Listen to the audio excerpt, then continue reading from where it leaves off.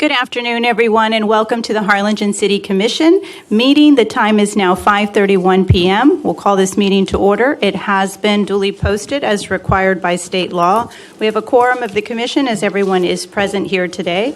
At this time, I would ask if you would please rise and join us as Commissioner Mike Mesmer leads us in our invocation. In the name of the Father, the Son, and the Holy Spirit. Dear God, please have mercy and protect the sick, the suffering, those in jails and in prisons, those traveling by land, air, or by sea. Please protect this country, this county, this city, and have mercy upon all of our souls. In the name of the Father, Son, and Holy Spirit, amen. Amen. Now the Pledge of Allegiance. Pledge allegiance to the flag of the United States of America and to the republic for which it stands, one nation, under God, indivisible, with liberty and justice for all.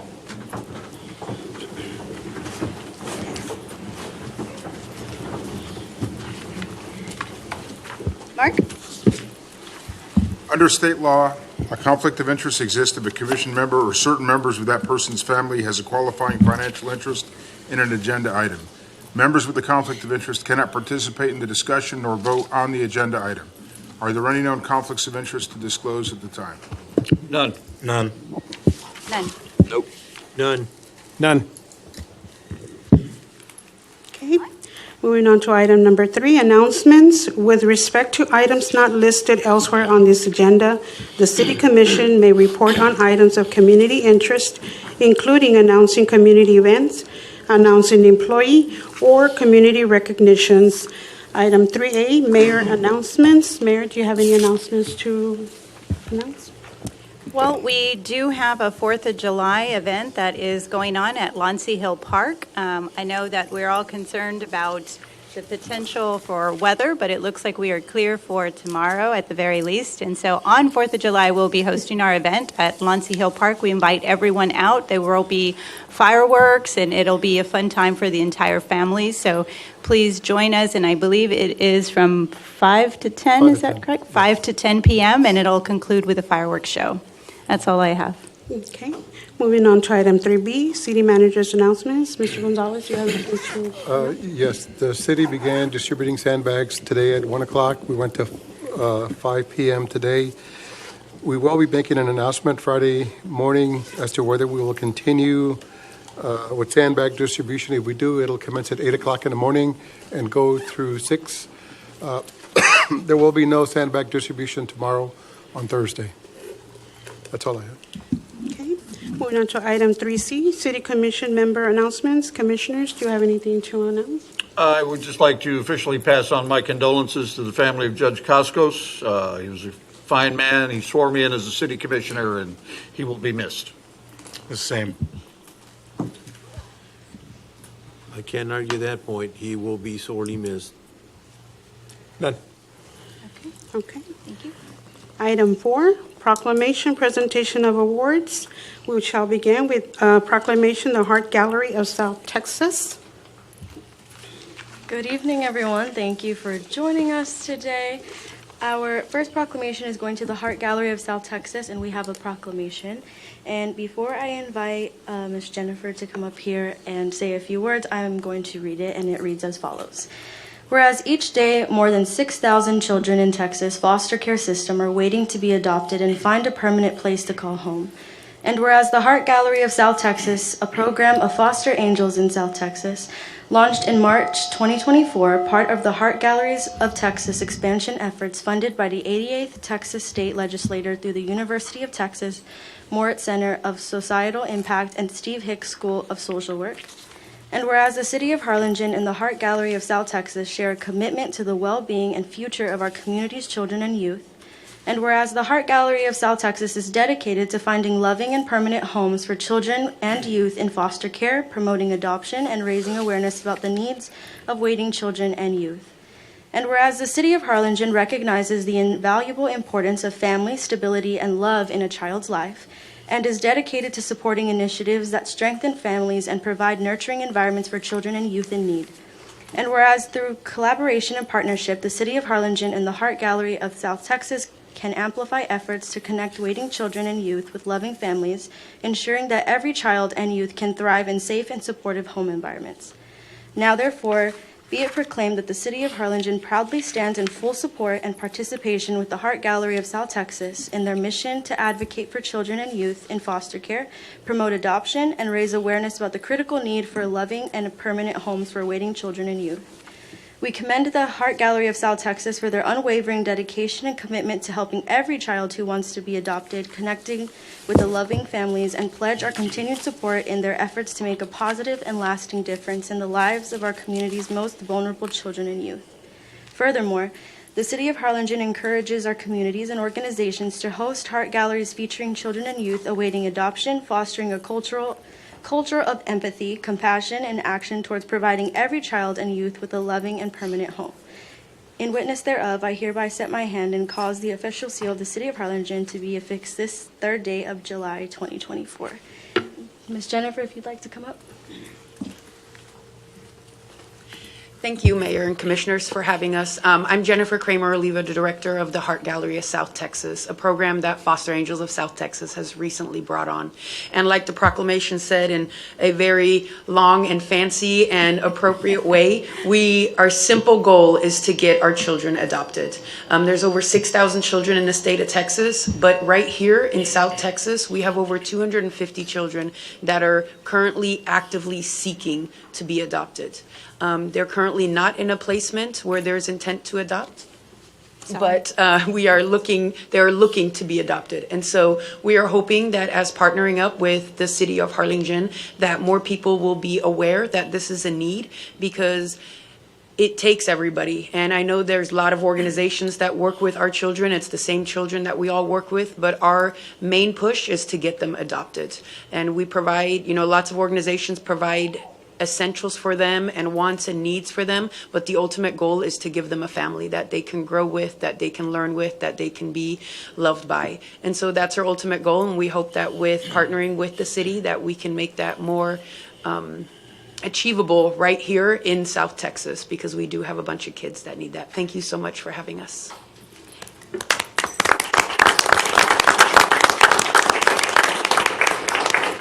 Thank you, Jennifer, and to your entire team. And I think you said it perfectly in summing it up and having the proclamation with all of the little details. But the reality is the City of Harlingen, along with the City Commission, we are here to be a support to all the great work that you do. We want to be advocates. We want to be ambassadors. We want to be able to help you in your mission, because every child does deserve a home. And I've been able to witness the great work that you do, and I'm just in awe of the dedication. I know, having to manage and all different types of responsibilities in personal lives, professional lives, and then all the work and support that you provide in this organization is really commendable. So thank you for your hard work.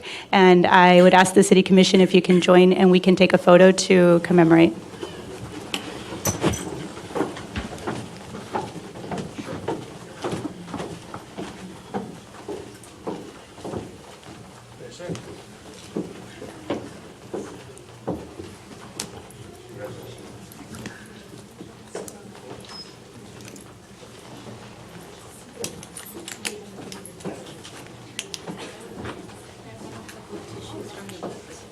Sure.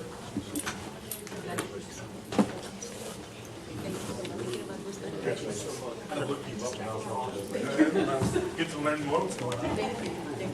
Nice to meet you. Thank you so much for having me.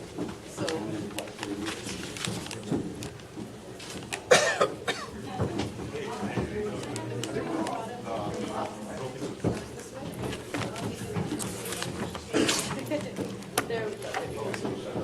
Perfect. Okay, ready? 1, 2, and 3. 1, 2, and 3. Got it. Mine too.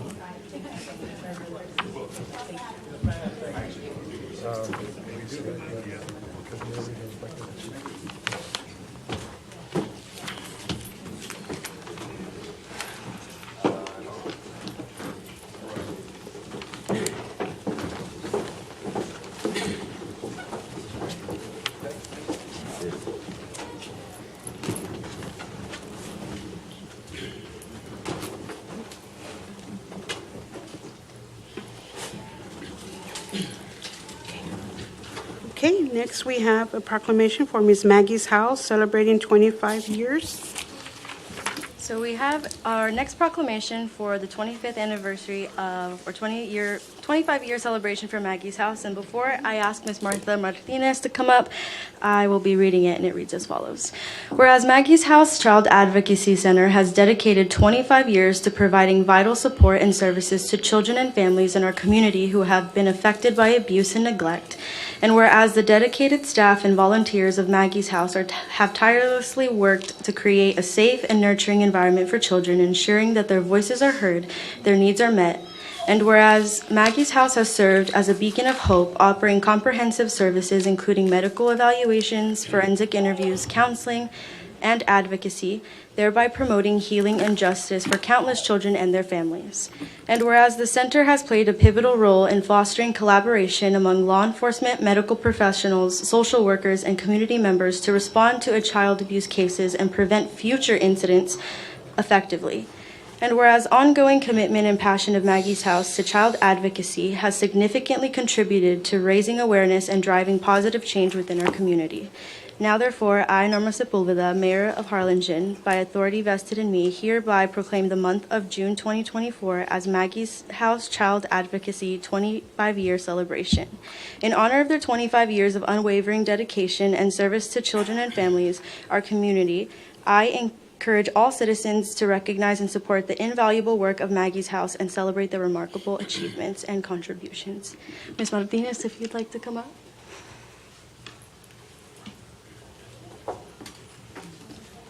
Good afternoon, Mayor and Commissioners. Thank you so much for having us here. But I do want to say that in the 25 years, we have serviced a little bit over 20,000 children, which is too many.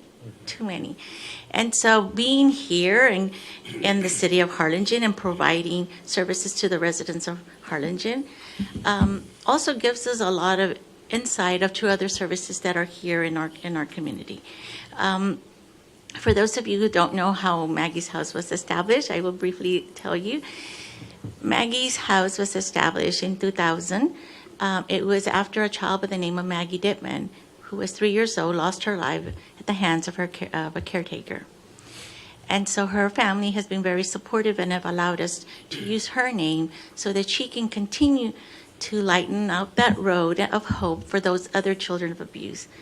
Our homes are all set up as regular homes. So I invite you all, if you ever get an opportunity, you can call us and say, hey, can I go in there and just tour our facility? Know that it is a home where we try to provide a safe, comfortable environment so that children that are victims of abuse and have witnessed a severe crime can go and tell their story to a professional that is completely trained, specially trained to do what we call forensic and interview.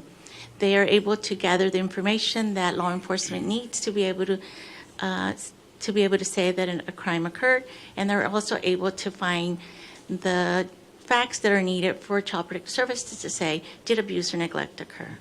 And so it is much needed in this community, so I do want to thank you all for your continued support. I want to thank the mayor for always being there with us too, since she's been on board, and even prior mayors who have always supported our cause. So thank you so much. Thank you.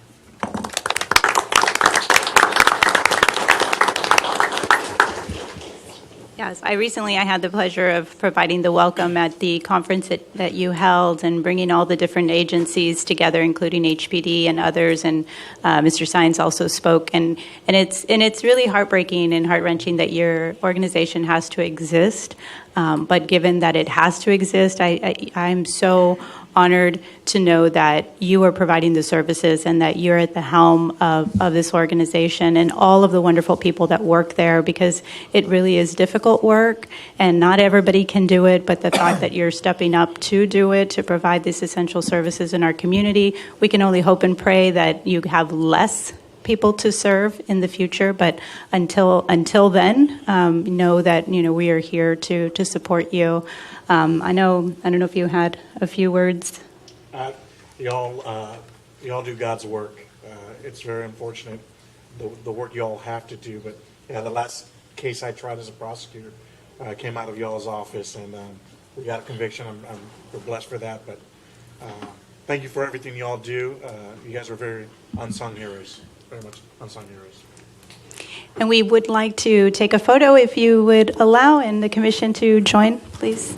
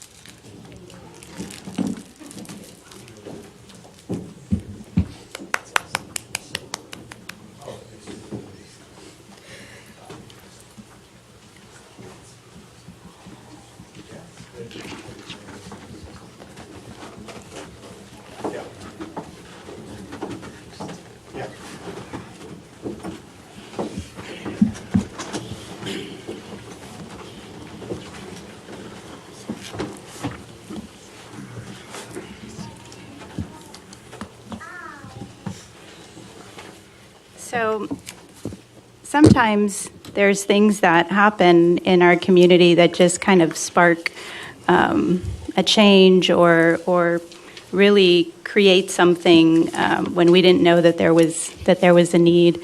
And it's very fitting that we already had Maggie's house here, and I know the Heart Gallery. When you spoke and said that it's important to have these forensic interviews to talk to the children, to be able to elicit the information and providing one space, right, so that they're not re-traumatized. What you said is to give them an opportunity to speak and to tell their story. But sometimes there's incidents, right, in our community when they're too small to speak. And those are really the most vulnerable in our population. And so we had an incident, and I think that many of you that watch the news or on social media, you see, and now we live in a digital age where that information is provided almost instantaneously. And so that is something that happened in our community, and a child that was in the custody of a daycare facility, a provider that's supposed to care and love and be compassionate towards children, and unfortunately there was an incident with a baby, a 15-month-old baby that could not speak and cannot tell her story. And so when that happened, I think everybody in our community just, your heart breaks as a mom, as a neighbor, as a friend, as just a human being, to know that a baby is hurting, and that someone could do something to such a precious child that really doesn't have a voice of their own. And so when that happened in our community, the family of this baby reached out and said a lot of things, and I don't want to share all of the things, but I will say that the best part of the conversation with this family was learning that the baby that had this incident happen was going to recover 100%. And that baby is standing here, not standing, but being held by her mama in the back. And I'll just give a moment to this beautiful little baby. And I'll ask you, Leslie, if you want to come up, and I'll give you the mic to say a few words.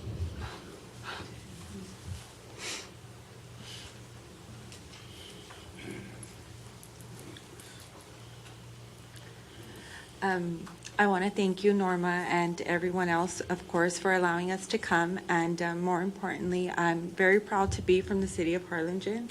I feel like the whole city was praying for the recovery of my daughter. And more importantly, I feel like we have a hero also in the room who deserves to be recognized. Officer Castillo, if you could please stand up. I want to thank you on behalf of my daughter who cannot speak. you took your position to serve for the city of Harlingen above and beyond, and because of you, I truly believe that we are standing here today. And I am at loss of words, and I could not thank you enough. If you could please come up.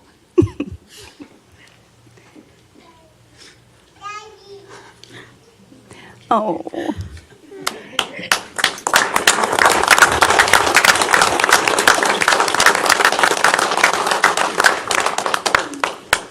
I feel like I said, we cannot thank you enough.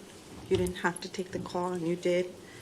And when I spoke to you at the hospital, you told me, "Oh, Leslie, I'm just doing my job." But no, you didn't just do your job. You went above and beyond when you didn't have to, and because of that, my daughter is here today. So thank you so much.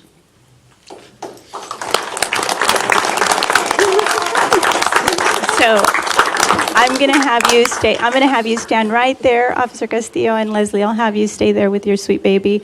When the family reached out and said, "What can we do to honor Officer Castillo?" and I said, "Well, let me see what we can do," because there is a process that HPD has, and we've seen them. We have so many heroes in the Harlingen Police Department that save people. Sometimes those stories are not shared widely, but the men and women that work for Harlingen PD, they are first class, and they're always going above and beyond what it is that they are tasked to do in their job. They do more than that on an everyday basis, and I'm so proud to also be from Harlingen and to know that they're here to support us.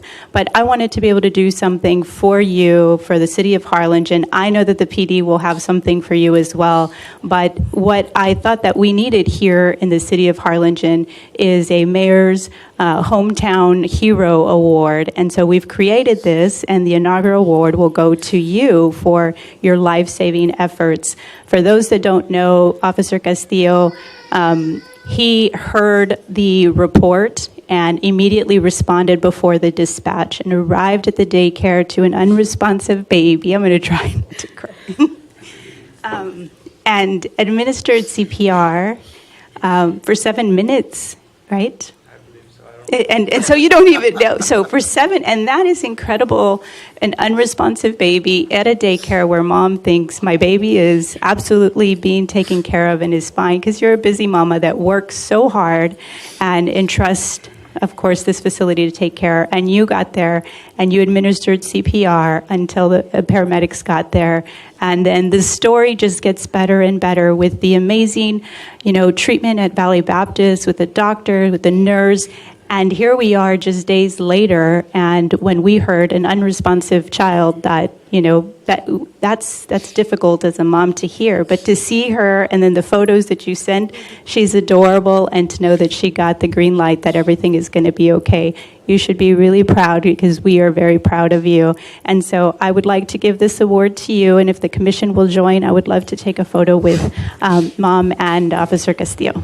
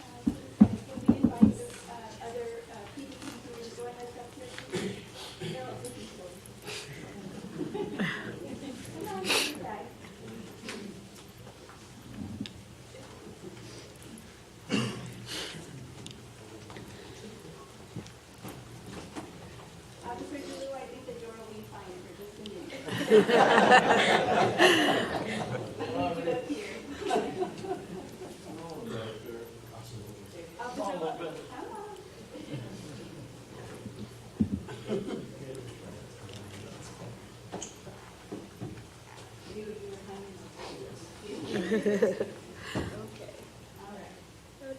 1, 2, and 3.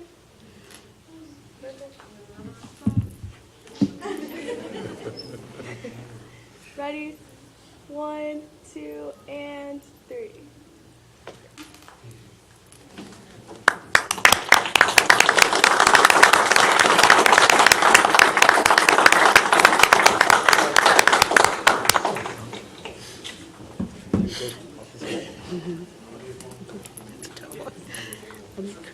How do I continue?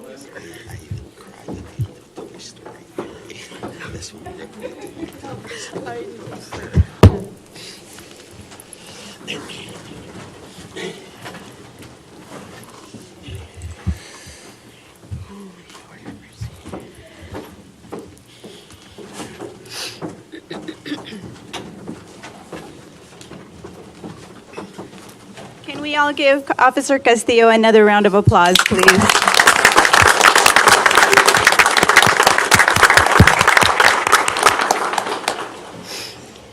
Okay.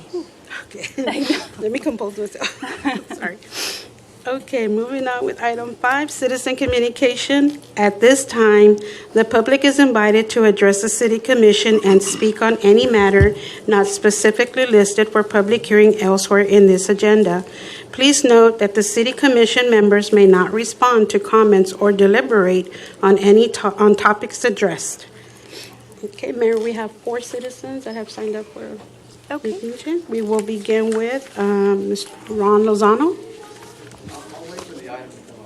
Okay. And item It's number not a public hearing.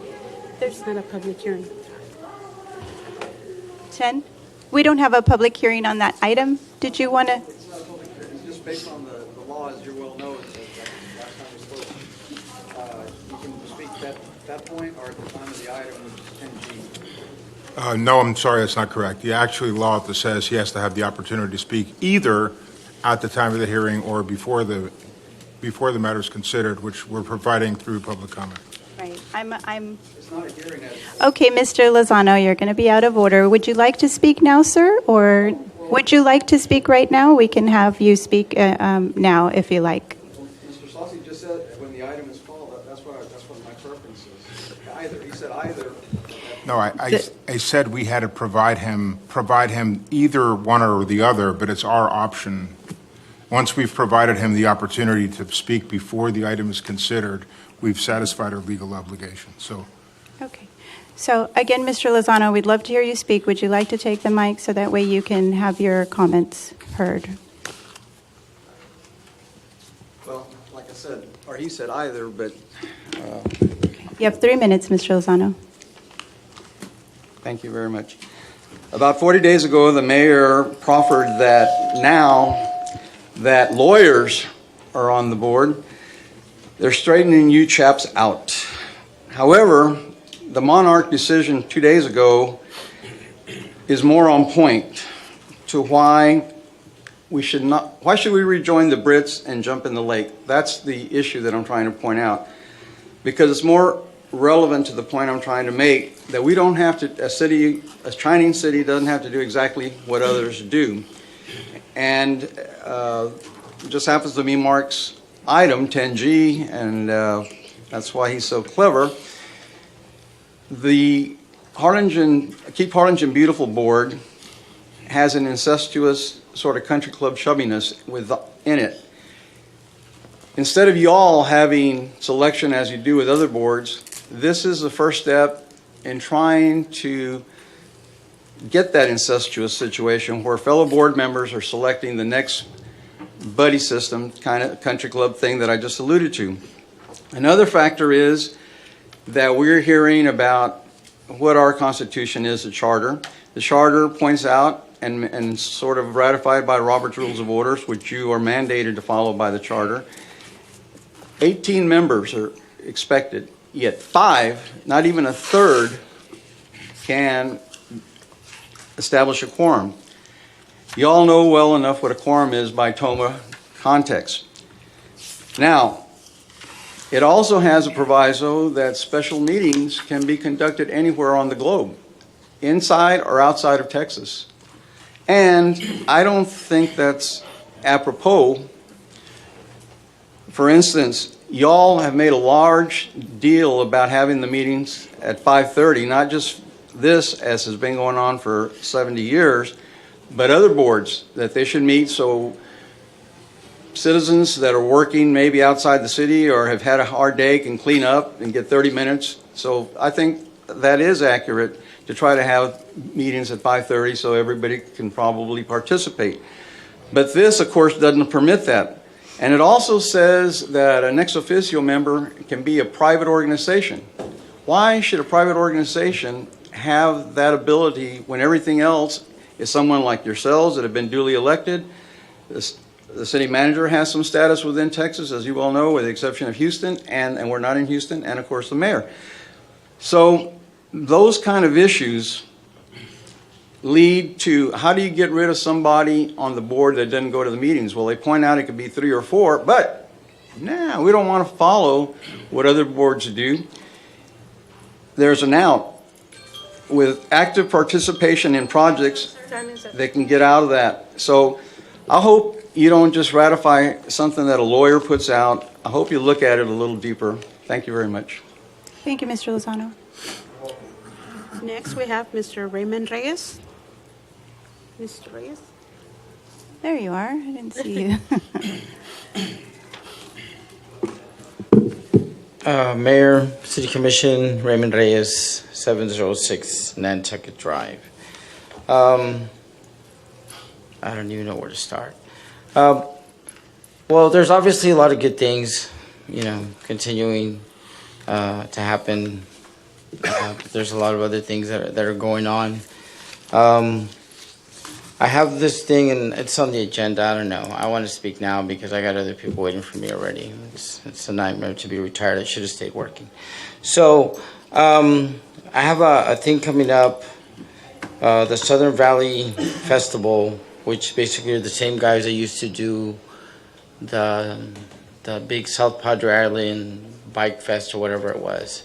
So now they want to do it here, and it's going to be in August. I see that the board approved it for the downtown. The police looked over everything, but we did request the use of the city stage, which I don't see that on here. No, and that's fine because these guys found out what happened with the other event that I had, where it didn't cost the city anything, but we had a lot of kids come out. It was the Sonic the Hedgehog thing when we had the actors come out from the movie, which a lot of people were asking me, well, how did we manage to do that when it wasn't done, somewhere else in the United States? Because a lot of people hadn't even heard of Harlingen, Texas, the people that reached out to me, which I thought was a good thing because it kind of, But at the last minute, even though there's no set fee set for the stage, all of a sudden a fee appeared and the promoters weren't too happy about that. They had to fork out, I think it was $500 or whatever it was.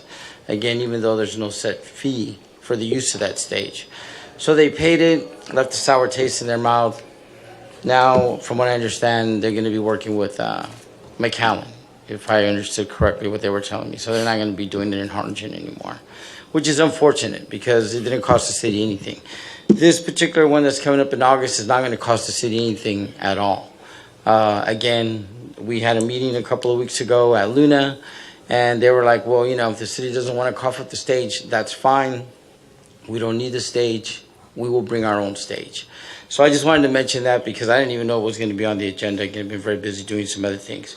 Another thing that's going on that I think is really good, and I apologize, it's LNF. We got things going on with them, is that one of my tenants that I'm working with is going to be, he wants to distribute 300 backpacks full with school supplies and stuff. So we're going to start pushing something like that out. I'm going to be donating a whole bunch of waters and stuff. I'm trying to turn it into a little thing on my property, which some of you guys have been out there before and stuff. In the back area, it's grass. It's not pavement where you can slip and fall and bust up your knees and things of that nature. So I thought that was a real good thing because giving away stuff for the citizens of Harlingen, especially the kids, is always a good thing. That's our future. So This time the buzzer beat me. So that's all I got. But thank you very much for your time. You all have a good evening and a good meeting. Thank you, guys. Thank you, Mr. Reyes. Okay, Mayor, next we have Ms. Diana Padilla.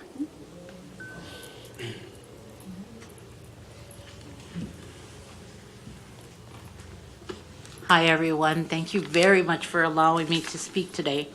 I am actually here to bring something to your attention. It's going to need probably more research, but I am the owner of the property on Morris Road. We own 75 acres, and we are neighbors to the Allison subdivision. The Allison subdivision is the project that you guys approved in December for duplexes and such, and I guess cooperating to pay for some of the costs for their project. But the Allison subdivision has encroached on our property.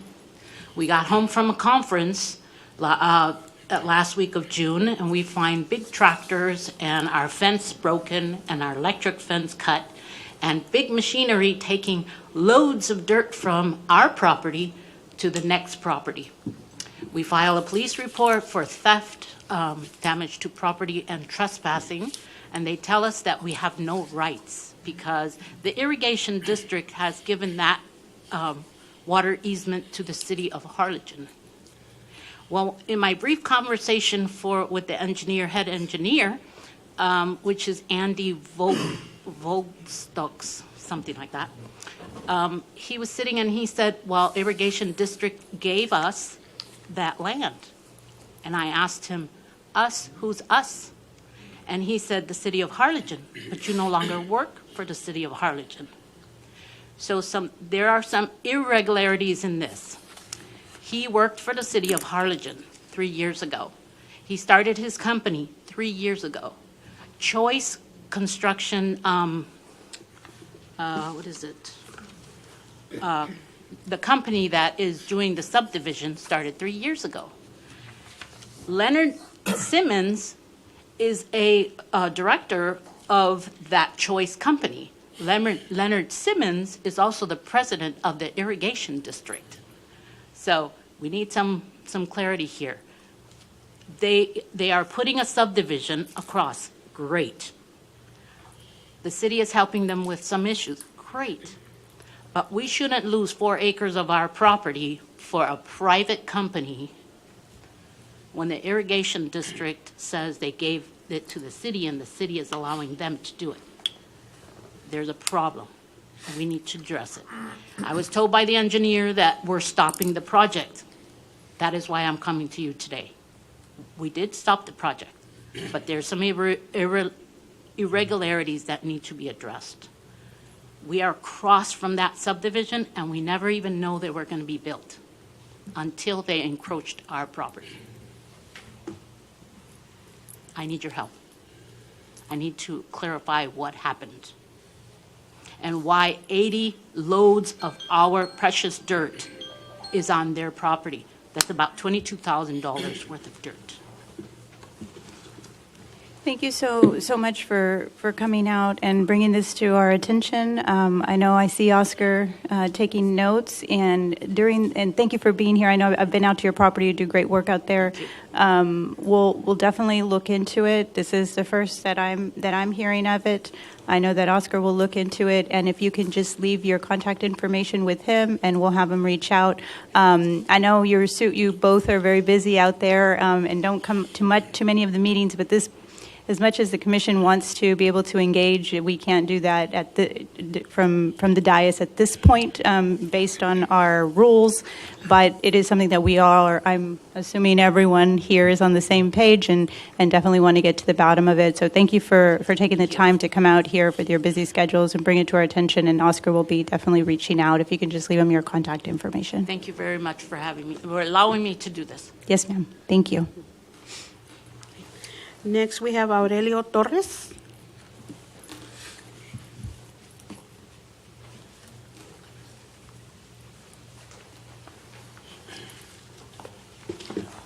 Good afternoon. Thank you, Mayor and City Commissioners, for allowing me to address you all.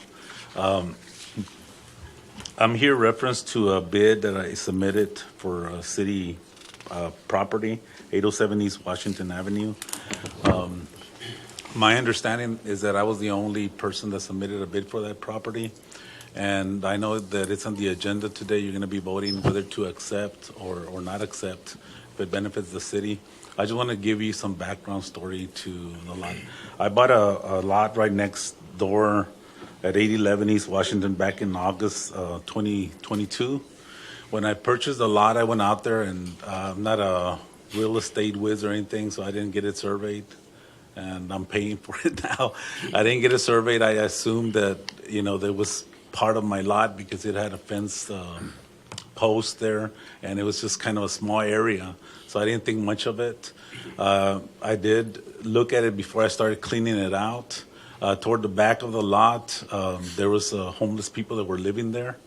And they had been living for a long time, and there was a lot of junk and debris, and I think I counted maybe like 8 or 10 shopping carts. I contacted the code enforcement, the Harlingen Police Department, to notify them what was going on, and the code enforcement said that was my property, so I needed to take care of that. So I contracted some folks to kind of remove a lot of the foliage and branches so that you could see the back of the lot from the street. And I did that. I mowed the grass and kept it up for a while. A year later, I had it surveyed, and I found out that the little piece that I was spending a lot of time mowing did not belong to me. In fact, it belonged to the city. So I notified the code enforcement that that little piece of land did not belong to me. It belonged to the city, and if they could go out and clean it out. There was a homeless person that I spoke to that said he had been staying there for, I don't know if it's exaggeration, but he said about 20 years. He said, this is really nice space. I can come here and drink and do whatever I want, and then look at the Liberty Garden. I can enjoy the view and everything. And you couldn't see from the street because it was so enclosed. I had a conversation with him, and I told him that he couldn't stay there. I have little grandkids, and I was going to be taking him out there, and I don't know if you're doing anything wrong, but I'm sure you'll scare my kids if I bring him out here. But he left on his own. I cleaned up the mess, and then somebody else moved in with a bus. They camouflaged it with palm fronds and branches, and it was there for a while. Got a hold of code enforcement. They were able to work with the legal department and get that bus removed. And then right before the last rain, there was another homeless person there that was staying there. And it's obviously a problem. To borrow, I don't know if any of you are familiar with broken windows theory, that if you have a broken window and you don't repair it, then the idea is, well, nobody cares about it and we can break another window.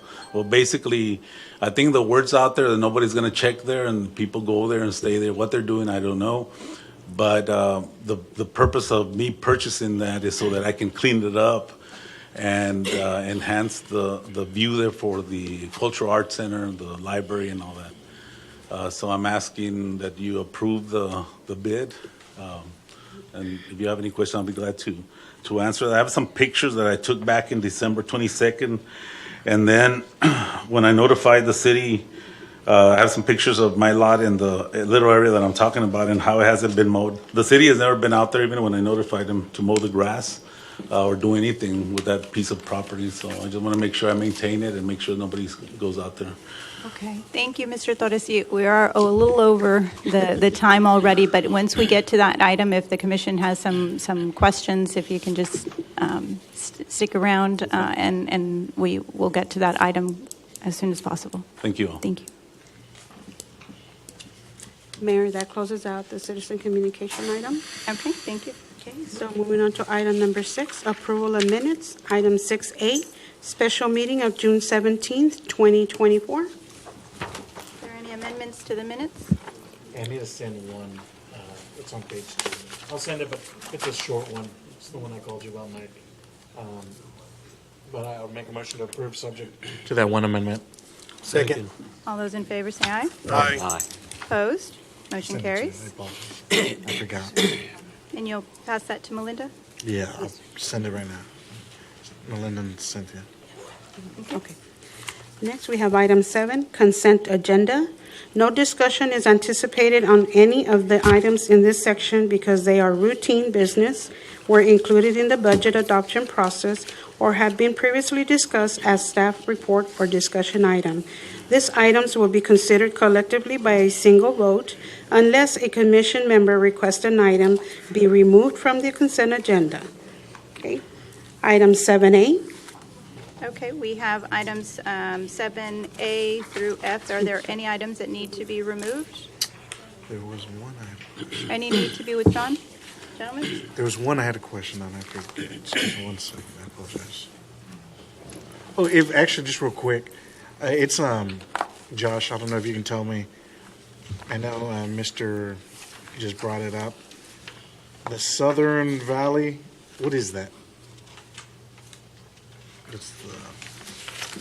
It's item E, Southern Valley Fest event.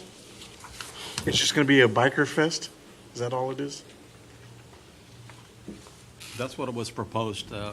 We haven't discussed it further. Are they going to bring something else? Okay. But that's just to close the streets, right? Yeah, I just wanted to know what it was. That's it. Now I'll make a motion to approve all the consent items. Second. All those in favor say aye. Aye. Opposed? Motion carries. Okay, we're moving on to item 8, staff reports and other discussion items. Items in this section are not expected to require action by the City Commission and are generally for information only. However, any item listed in this section may become an action item with the request of the mayor or after the request of any two commission members or the city manager. Item 8A, City Manager's Report. We have... I need to schedule budget workshops, but I would like to wait till Monday to see, or maybe even Friday, to see what the weather forecast is going to be for next week. And then we can start to canvass the commission on budget workshop and then possibly workshop or a special meeting to discuss the charter amendments. And then for the next city council meeting, we'll have a staff report on drainage improvement that we've made so far and the condition of that system. That's all I had. We're going to find out. We're going to find out, yes. And actually, for Tropical Storm Alberto, it worked really well. We didn't have any flooding, even though we had about 4 inches of rain throughout the city. All right. Is that correct, Commissioner Mesmo? 4 inches of rain? 10 at my house. 10 at your house? God loves you. Over 8 days. That's all I have. Okay, sir. Thank you. Okay, item 8B, staff reports. We have none to disclose, Mayor. Okay. So we'll move on to item 9, public hearings. At this time, the mayor will invite members of the public who have filled out the public hearing and the citizen communication form to address each item listed in this section. Please limit your comments to the topic of that public hearing. If more than one public hearing is being held, you will be allowed to speak during each topic, provided you have filled out the public hearing and citizen communication form for the appropriate topic. If you are signed up for 2 or more public hearings, you will be limited to 5 minutes for all topics. Mayor, we had no public hearings to disclose. Okay, I think we still have to do the public hearings. Yes. Open and close them. So we'll do 9A, public hearing for a special use permit to allow the adult business smoke shop and general retail district located at 218 West Tyler Avenue, Suite A, bearing a legal description of lots 14 and 15, Block 82, Harlingen Original Town Site Subdivision. The applicant is David Maya. At this time, we will open the public hearing. Having no one here to speak for or against the adoption of this SUP, no one having signed up, we will now close the public hearing and move on to 9B, public hearing to adopt an ordinance on first reading for the voluntary annexation of a 7.9 acre tract of land out of Lot 16, Cunningham subdivision, located along the south side of Primero Road, approximately 1,100 feet west of I-69 East. This is for the Harlingen EDC. At this time, we'll open the public hearing, but having no one here to speak for or against the adoption of this ordinance, having no one to sign up to speak at this public hearing, we will now close the public hearing and we'll move on. Okay. Item 10, action items. City Commission will discuss, consider, and take any action deemed necessary on items listed in this section, including the adoption of a resolution or an ordinance. Item 10A, consideration and possible action to adopt an ordinance on first reading for a special use permit SUP to allow an adult business smoke shop in a general retail GR district located at 218 West Tyler Avenue, Suite A, bearing a legal description of lots 14 and 15, Block 82, Harlingen Original Townsite Subdivision, applicant David Maya. Planning and Development.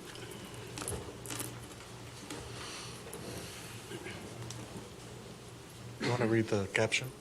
Sure. An ordinance amending the Code of Ordinances of the City of Harlingen to issue a special use permit, SUP, to David Maya to allow an adult business smoke shop in a general retail GR district located at 218 West Tyler Avenue, Suite A, bearing a legal description of lots 1415, Block 82, Harlingen Original Townsite Subdivision.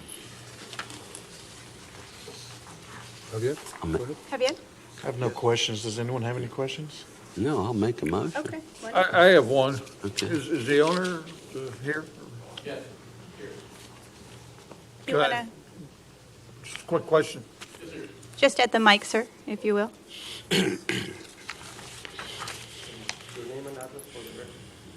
David Maya, the address of the business would be 218 West Tyler Suite A.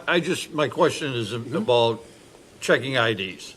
Yes. With the proliferation of youngsters that are using the vape cartridges and so on, I just want to make sure you've got good sound methods in place to make sure we don't.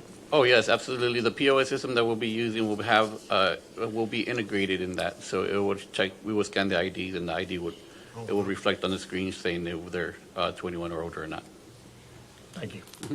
Is Go ahead. this if they pay with a credit card or just No, all their purchases? driver license. They would have to have okay. a physical ID, a state of Texas ID, whether it would be a driver license or just an identification card. Okay, thank you. Thank you very much. No problem. So my motion. Second. All those in favor say aye. Aye. Opposed? Motion carries. Thank you, Javier. Item B, consideration and possible action to adopt an ordinance on first reading for the voluntary annexation of a 7.9 acre tract of land out of Lot 16, Cunningham subdivision, located along the south side of Primera Road, approximately 1,100 feet west of I-69 East, U.S. Expressway 77, applicant Harlingen EDC, Planning and Development. Mark, you want to read the caption? An ordinance extending the corporate limits of the City of Harlingen by annexing for full purpose a 7.9 acre tract of land out of Lot 16, Cunningham subdivision, located along the south side of Primera Road, approximately 1,100 feet west of I-69 East, U.S. Expressway 77, binding the land to all of the acts, ordinances, resolutions, and regulations of the city, approving an annexation services agreement, providing for severability, and providing an effective date. Is there a motion? Motion to approve. Second. Motion by Commissioner Fedez, second by Mike Mesmer. All those in favor say aye. Aye. Opposed? Motion carries. Moving on to item C, consideration and possible action to adopt an ordinance on second and final reading, amending the City of Harlingen Code of Ordinances, Chapter 111, zoning, Article 6, Section 111 through 140, off-street parking, by amending the dimensions of the off-street parking spaces, Article 21, Section 111 through 582, Appendix B, parking, aisle width chart, by amending the length and maneuvering space of the parking spaces, Article 10, sign regulations, Section 111 through 277C, lighting, and Section 111, 277D, additional sign regulations for billboards, by removing any reference to sign permits for animated signs only being issued for the conversation and existing signs to the said animated sign. Applicant, City of Harlingen. An ordinance amending the City of Harlingen Code of Ordinances, Chapter 111 zoning, Article 6, Section 111, 100 to 140, off-street parking, by amending the dimensions of the off-street parking spaces, Article 21, Section 111, 582, Appendix B, parking aisle width chart, by amending the length and maneuvering space of the parking spaces, Article 10, sign regulations, Section 111-277C, lighting in Section 111-277D, additional sign regulations for billboards by removing any reference to sign permits for animated signs only being issued for the conversion of existing signs to the said animated sign, providing for publication and ordaining other matters related to the foregoing. All Make right. motion to approve. Second. All those in favor say aye. Aye. Opposed? Motion carries. Thank you so much. Moving on to item 10D, consideration and possible action to approve the one-year action plan budget for fiscal year 2024-2025, year 50 of the Community Development Block Grant CDBG and the Home Investment Partnership Home programs as recommended by the Community Development Advisory Board. CDBG? Sandy is making her way up to the podium. She'll be here in just a minute. She's regretting sitting on the back now, right? Sorry about that. Good evening, Mayor and Commissioners. Here we are again, 1 year later. So as you all know, the city of Harlingen is an entitlement community for CDBG and home funding from the U.S. Department of Housing and Urban Development. This year, we are receiving $913,635 of CDBG funding and $325,912 of home funding. We published a notice of funding availability on May the 11th, and applications were due on June the 5th. We received a total of 17 applications. One of them was from Harlingen Waterworks. 5 of the applications were from the Parks Department. One of them was from Planning Code Compliance. One of them was from our department, and 9 of them were from public service agencies. We met with the board. So the applicants all had the opportunity to present before the board on June the 12th at the library. We also had a public hearing at that time. And then the board met after that to have a workshop and establish the recommendations. So here they are. Not real sure. I think y'all have something that looks like this. So I'm going to go through each one. I will announce the amount requested by the applicant and then the amount that's being recommended by the board.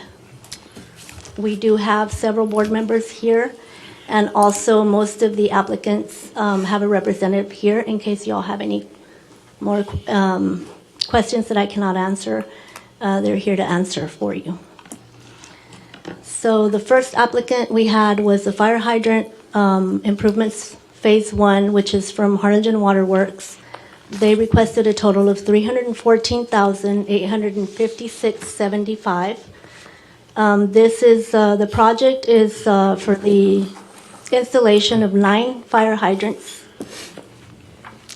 approximately 440 linear feet of 8-inch water line to provide fire coverage to currently 200 unprotected homes. Sandy, I think, to save us some time, I think the documents speak for themselves. I don't know if the commission has any questions on any of these recommendations.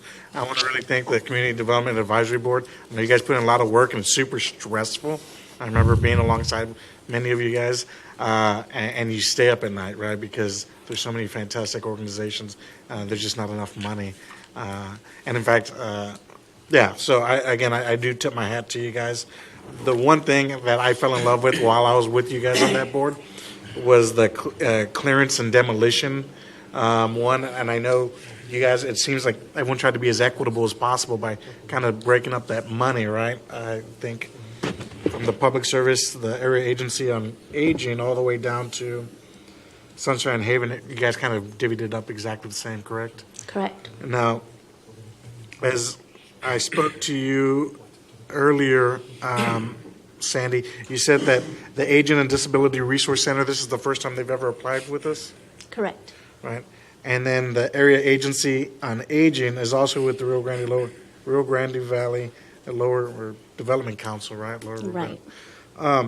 What I would recommend to this commission, based on what I've learned through our conversation, is that we move the money out of those two organizations and bump it into the clearance and demolition, as the city's been making strides to beautify our city and get rid of the dilapidated houses and whatnot.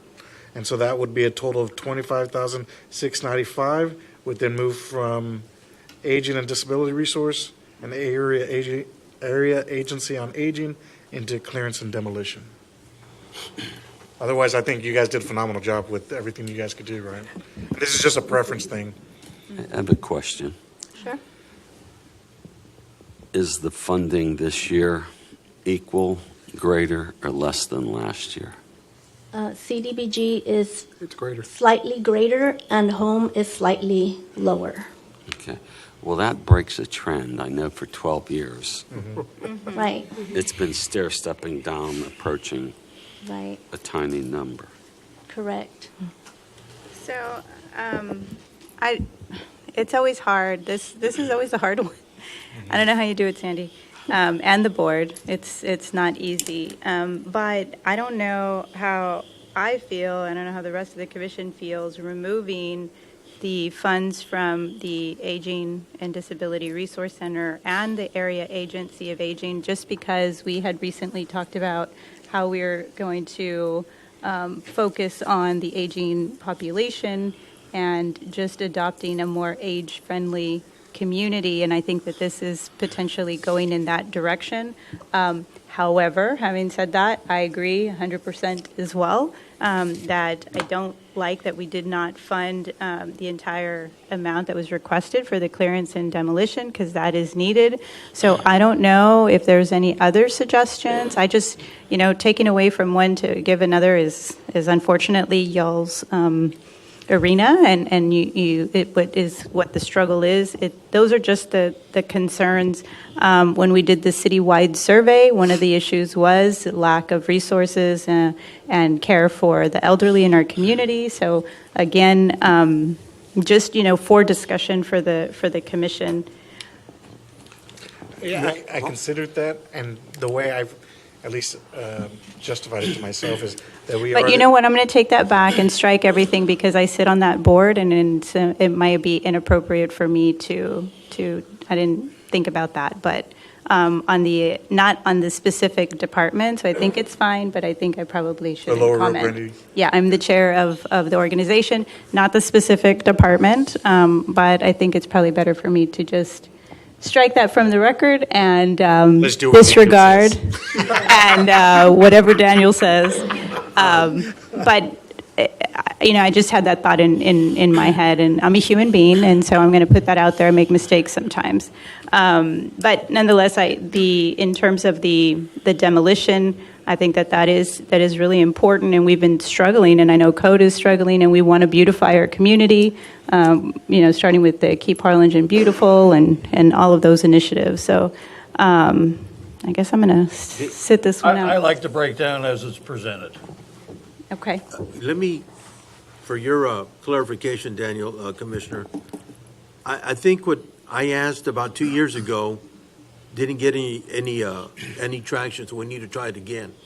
Ask our lobbyists to get our. I already did it. The National Guard, right? Done. Yes? Yes. All right. All right, and the reason behind it is it will not only benefit Cameron County, but also Hidalgo, and just get them to start coming in. I know, and I mentioned this to the mayor before, with what she did last year or 2 years ago with you guys, you did a lot more work than people can give you guys credit for. Because I saw it coming, and I confirmed it from some of the remarks that I've got back to me. And I do strongly believe with the new change of personnel up there, we're going to get a lot more done. So this is one that I strongly believe that they'll open the doors for us, and we'll use this little bit here plus what they're going to give us later. Yeah, my only concern to that is with the state's position on border security and what we've been doing with our human resources, manpower, what is it, Operation Lone Star, things like that. I don't know if that opportunity will come back to us to use the the National Guard or the State Guard to do the demolitions. The thing is, that would be a perfect place for people to hide and a perfect place for illegal activity. And that's what we need to convey to Austin. That's why we need them. And it's not just for Harlingen, it's not just for Cameron County, but throughout the border counties. So I believe they could listen this time around. I just want to clarify, was that a motion, Commissioner? Yes. Okay, so we have a motion on the floor. I don't know if there's any other discussion. I have a question. For clearance and demolitions, what can you do? What can anybody do for $7,007? That's why I was like, why is it there? I mean, that would buy Gatorade. I exaggerate maybe slightly. 2 or 3 structures. So, no, Not even. not even one, correct? No, I mean, you can do more than one, but the tipping fees, that's where the bulk of the funds will go. I'm sorry, which fees? that's what it is. It's a Oh, yeah. landfill. Right. So that's what we're paying for, the tipping fees. Traditionally, we used to use the National Guard like y'all were discussing. But this past year, Public Works did the demolitions. Okay, so Public Works would continue to do one demolition One, maybe. and tipping fees. Depending Maybe on the 2. size. Yeah, and the money's in the tipping fees. Right. Okay. I think since we're giving money to one organization, we're giving it twice. I wouldn't see the harm. I mean, there is going to be, you know what I mean. But I would be okay with taking money out of one of them and giving it to the demolition, clearance and demolition. Also, I know when I was at the meeting for the CDBG, I know Jim mentioned how the Amigos de Valle were financially sound. And that they didn't really necessarily need this money, because I know you guys did a very good, thorough job looking at all the financials that they provided, and it wasn't really necessary. So do y'all still think that's the case, Jim? So one thing should be said, and it might be obvious, one of the things that we don't do as a board is try to talk about which projects or organizations we love the most. There's no real good way to do this. As a board, we have typically preferred to allocate funds to organizations that have fewer other ways to fund themselves. That drives us toward the service organizations. And so it's been our practice to take the 15% cap, which is what we're limited to allocate to the service organizations, and allocate all of that. And of course, that's been subject to adjustment as is appropriate by the commission. With regard to the $7,007, that's what we had left. It's so hard on the service organizations, and we didn't have some of the issues we had last year with certain service organizations that had some difficulty with paperwork and applications, and that's quite a process. So there really wasn't much to distinguish them. We tried to equitably allocate toward them. On the city projects, we generally like to do complete projects. We've been working on Vestal Park. We've gotten Vestal Park now to a place where we felt it was appropriate to shift to Dixieland Park. Parks is another thing that our board really likes to focus on. And then the fire hydrant project was deemed very important. It's not something we traditionally allocate money toward, even for the city projects. But as a board, we decided it was very important and it qualified. And so we chose to fund that. Did you have a different question? So can Amigos de Valle do without the funding? Okay, so again, we kind of, we don't ever say we love what Boys and Girls Club does more than Amigos del Valle. That's a silly conversation. They do have financials that show them with robust resources, a robust organization. With such limited resources, we try to get the most bang out of our buck, and we try to allocate based on who we think really needs it the most. We kind of were splitting hairs this time around. We split it up into 8 shares and split up one of the 2 from the Aging and Disability Resource and Amigos del Valle. And that was really the only reason. Amigos del Valle is terrific. We're trying to find a way to make the most out of what is pretty limited resources. So Jim, and I was having a kind of a sidebar conversation with Gabe. I noticed that last year we reduced the funding for the Boys and Girls Club, and it looks like it happened again this time. And listening to the Amigo, again, they do great work, Amigos de Valle, all of the organizations do. But if they are in a healthy financial situation and don't really need those funds, do you think that they would be more appropriate towards the Boys and Girls Club? I think that's a question that this body needs to answer, with boys and girls. And I don't mean to totally shirk it, but that was a very diplomatic response. I love it.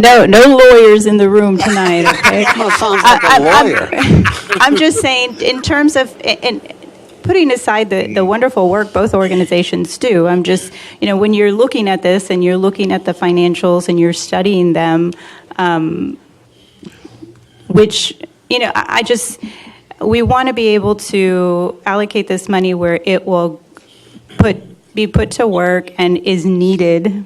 And if there's any organization that it's not truly needed, not because they're not doing great work, but because the funds are not needed because they are self-sustaining or have many other avenues of fundraising possibilities. And it's hard to say that Amigos del Valle doesn't need the resources. I mean, what they do is tremendous. We also know that the Boys and Girls Club spends the money that they have. Mm-hmm. Gerald's here, he can tell you, and we all know how they operate.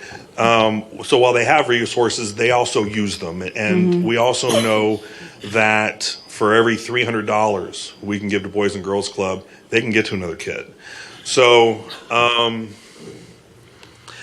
what I'll do is I'll represent to you guys what the standards are that the board has used, what's important to us, and that's bang for our buck, trying to find a way when there's no good way to get as much out of every dollar as possible, trying to make sure that what we allocate actually turns into material good. That's the reason why since I've been on the board, we've always maxed out the 15% of the service organizations, because the other projects, well, we've got taxpayers in the city budget and all that, and that's kind of y'all's job. So that's the attitude generally of the board. But that's subject to your review. So going back to what I was saying earlier is that the reason I cut those two big pictures that we were, in my mind, still going to give money to Amigos de Valle, but we can change it. And then the other one we're giving money to is Sunshine Haven, which also caters to the elderly as well. So they would still have two, and then code enforcement would have a little money. Because they've been doing fantastic work, code enforcement, knocking down buildings everywhere to really just improve the appearance of the whole city. And then I say you ask boards to do work, and they present it, and then the city council wants to micromanage it. So why have a board? So I've said this over the years. In that vein, there is a motion by Commissioner Kinsley to adopt as presented. Is there a second? I will second that. All those in favor say aye. Aye. Opposed? Opposed. I didn't hear you, Commissioner. I'm in favor. Aye. Okay. So the ayes have it. Thank you. Thank you for your incredible work. We appreciate all of you do. It's Sandy and her staff. Yes. come We to know meetings that, Jim. and work it's Sandy and her No, staff. but we also thank the board too for their tireless work. I know it's difficult for all of you, and so thank you so much. We appreciate it. Sandy, could you just ask your board to stand just so we can recognize the members?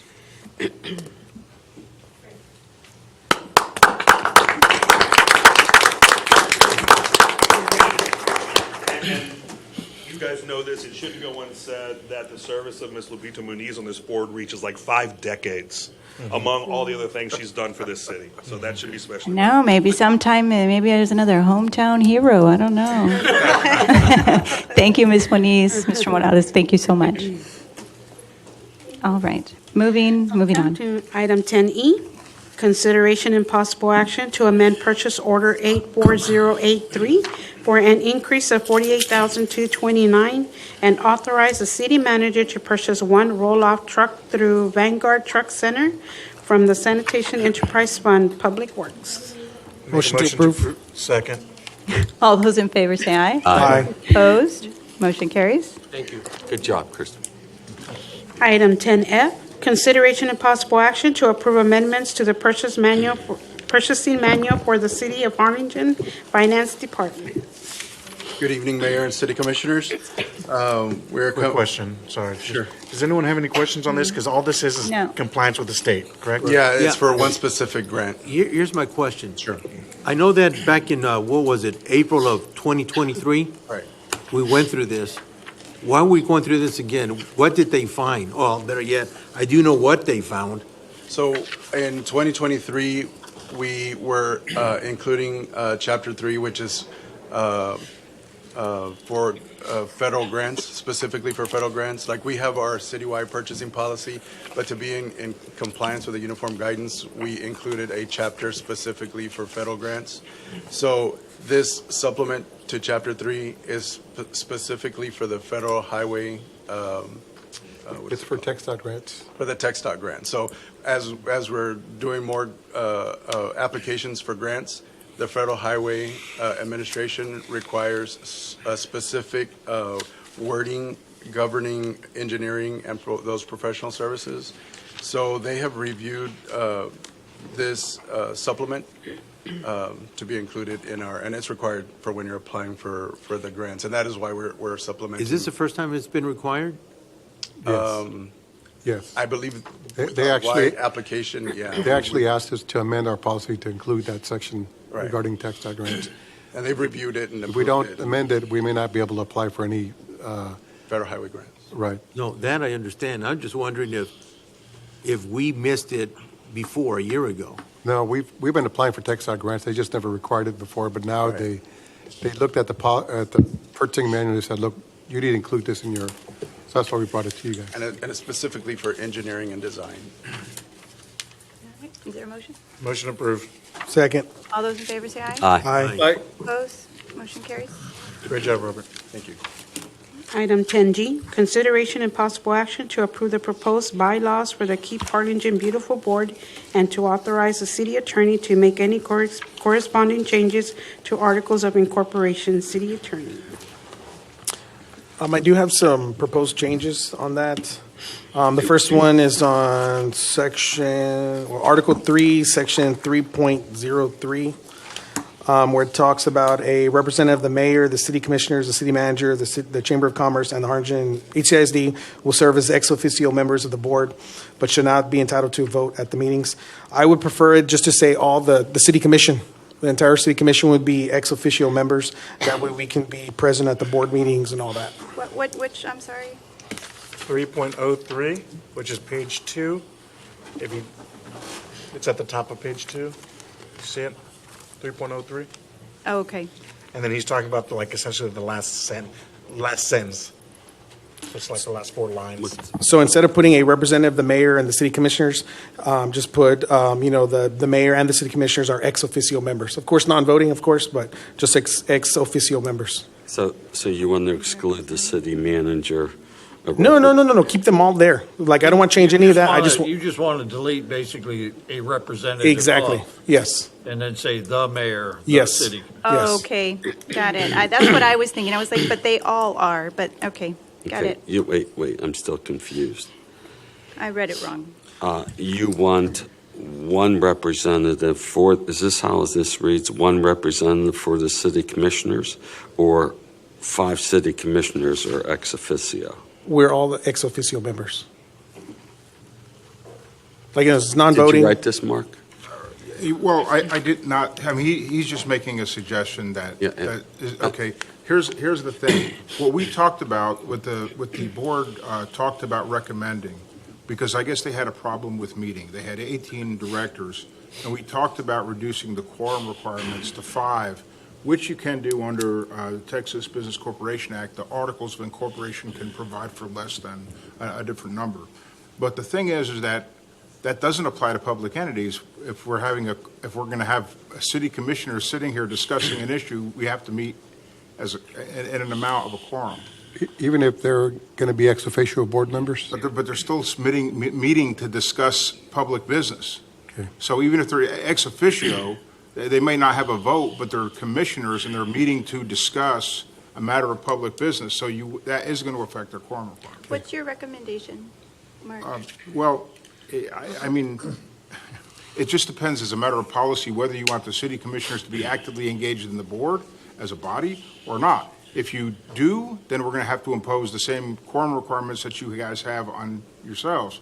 If you don't, then we can do with something different. But there's different rules that apply to governmental entities and a private corporation. Because and I'm trying to kind of wrap my head around it because I didn't realize until right now that this was going to happen. But now, how is this any different than we post a notice of a potential quorum because all the commissioners want to attend the meeting? Well, you have quorum requirements for the board itself, right? So I guess we would be able to satisfy that if we posted notice since they didn't have a vote. Right. What she's talking about is intent to participate. They're not ex officio members. They can just be there as a quorum. Be there as a quorum. And participate in the discussion. So they're not violating TOMA, but they're not actually part of. Yeah, we're kind of creating a beast here, like combining different My rules. concern is this, guys, that there's already 2 commissioners that are board members. So now are they ex officio members or are they board members? I thought the whole plan was that you guys were going to get out of I'm being not board on members. it, but yes, that's the plan. But then the problem is, what if you don't appoint somebody and then you have the same problem of not meeting? So I did like the fact that I thought it's you two. So those are the concerns. You're either one or the other. My concern, if we have commissioners meeting as a body and talking about a matter of public policy that's city business, then the quorum requirements of the Open Meetings Act apply, and the notice requirements Every apply. time. Everything applies. So, I mean, yeah, if we're having a meeting of some other entity and a group of commissioners may just happen to be present, I think you can get around and say, well, we might have a notice of quorum there, but the intent is not to have a meeting, but we're giving the public notice of a potential quorum. But this is different. You're talking about, a body of commissioners, meeting without having a posted notice. So that is going to trigger your open public So I information think Act requirements. and the way that I read it is that if you adopt this as it is, there's 2, or as proposed, would be 2 issues. One would be you have that confusion on, okay, do they get a vote or they don't get a vote? Because right now they would, based on the 2 that are on the board. And then the other is, it doesn't matter what it says here. Every time they have a meeting, you're going to have to post a notice of intent to participate, because if not, we'd be in violation. So it doesn't matter if the bylaws say this. It just, we would have to. We have to comply with the requirements of the public. Right. Right. So. Why wouldn't we post that they're having a meeting? Well, then, Mike, I guess the issue is then what's the purpose? Because we could always go to the meeting. Well, just because I know in certain instances with certain boards, if it's not specifically stated in their bylaws, they could refuse to allow somebody in there, Oh, like executive session. like an and stuff? executive session or anything like that. That's my thing. And I think that is that it really isn't an issue. That really is an issue, but maybe that's something that we can adopt in terms of this.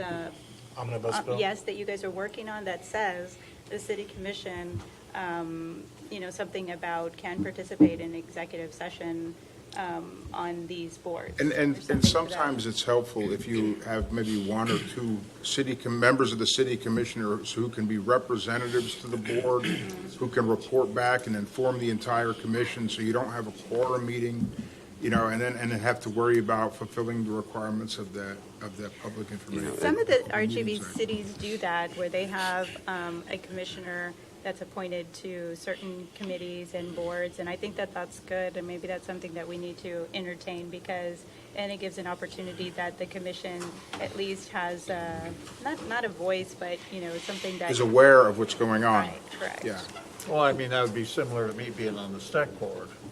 correct. Yeah. But, I think that's it seems to me you want to form this committee, this group, and yet city government has to have the control of that independent group. Well, first off, there's no control because you're not a voting member. All I'm saying is that we'll be able to attend and there won't be any issues. That's the whole point.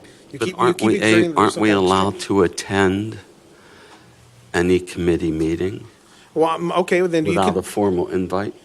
yes, but then there's some instances where they can be removed, and I would prefer that not. Who could be removed from what? Like, say, for example, because what I'm using this is based on an example that happened recently with the Waterworks Board. Okay? The Waterworks had an executive session, and because it's not in the charter, they were able to basically tell one of the commissioners here that he did not, he could leave. And which commissioner was that? Me. They didn't let you sit in? No, they didn't. There was a personnel matter, and that was that, so it's no big, I looked at it as no big deal, okay? But for some reason or another, and I was told later, that's part of their bylaws. Okay. But they're independent of, they're the dotted line of the city. They're not independent, but they're not under control of us. Yeah, but ultimately, like, say, with the, in case, again, we're getting off subject with the Waterworks, but with the Waterworks, decisions that they make are eventually going to come to us and are going to have to be approved by us.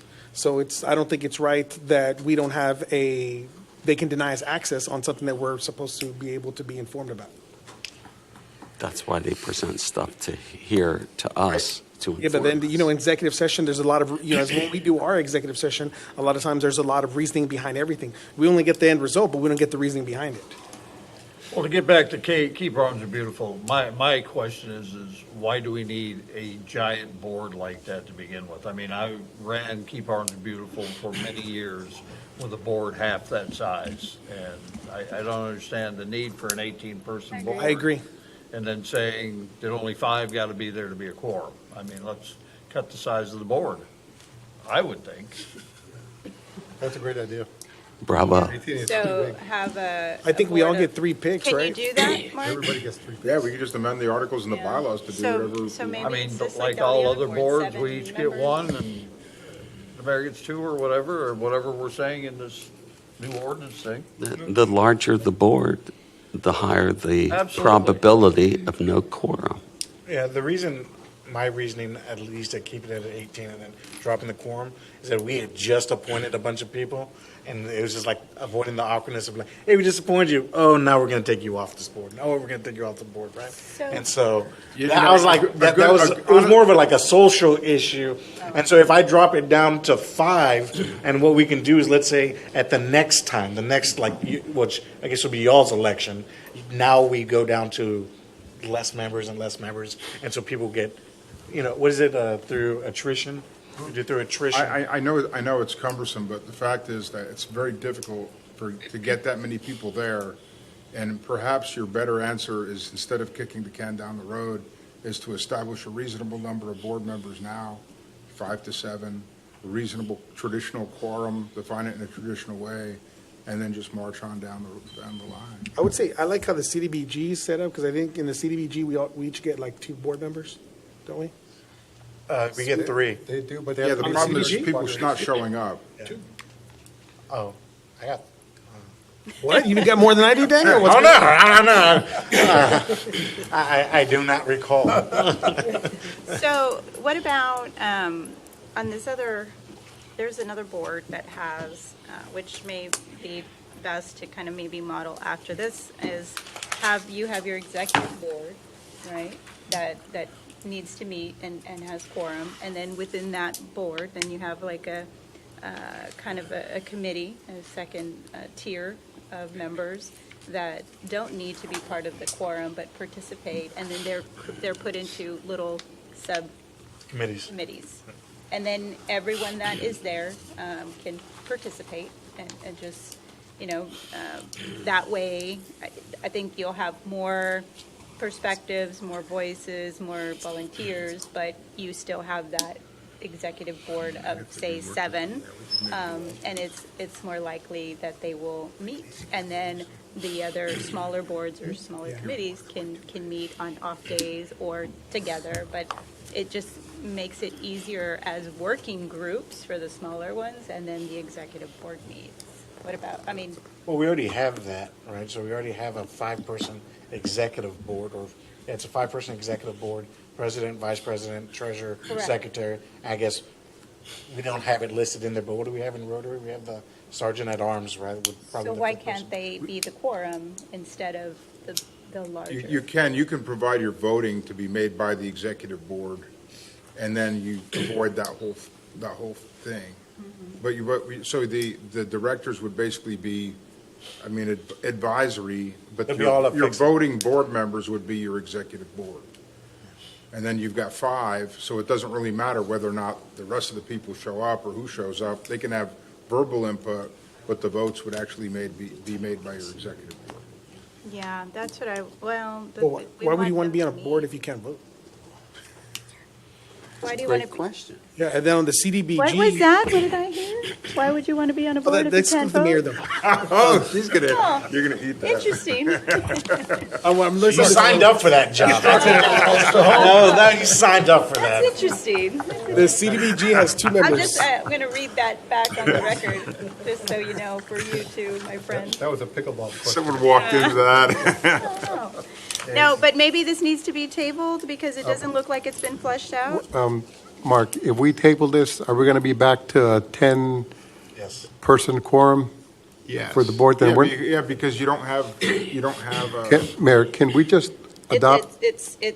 I was just suggesting because there's a lot of discussion, it's getting late, but we It's can okay. keep going. We're good. if needed. Well, can we recommend this? Can we adopt it as is, send it back to the board to consider now that we only need 5 for a quorum and then work with that?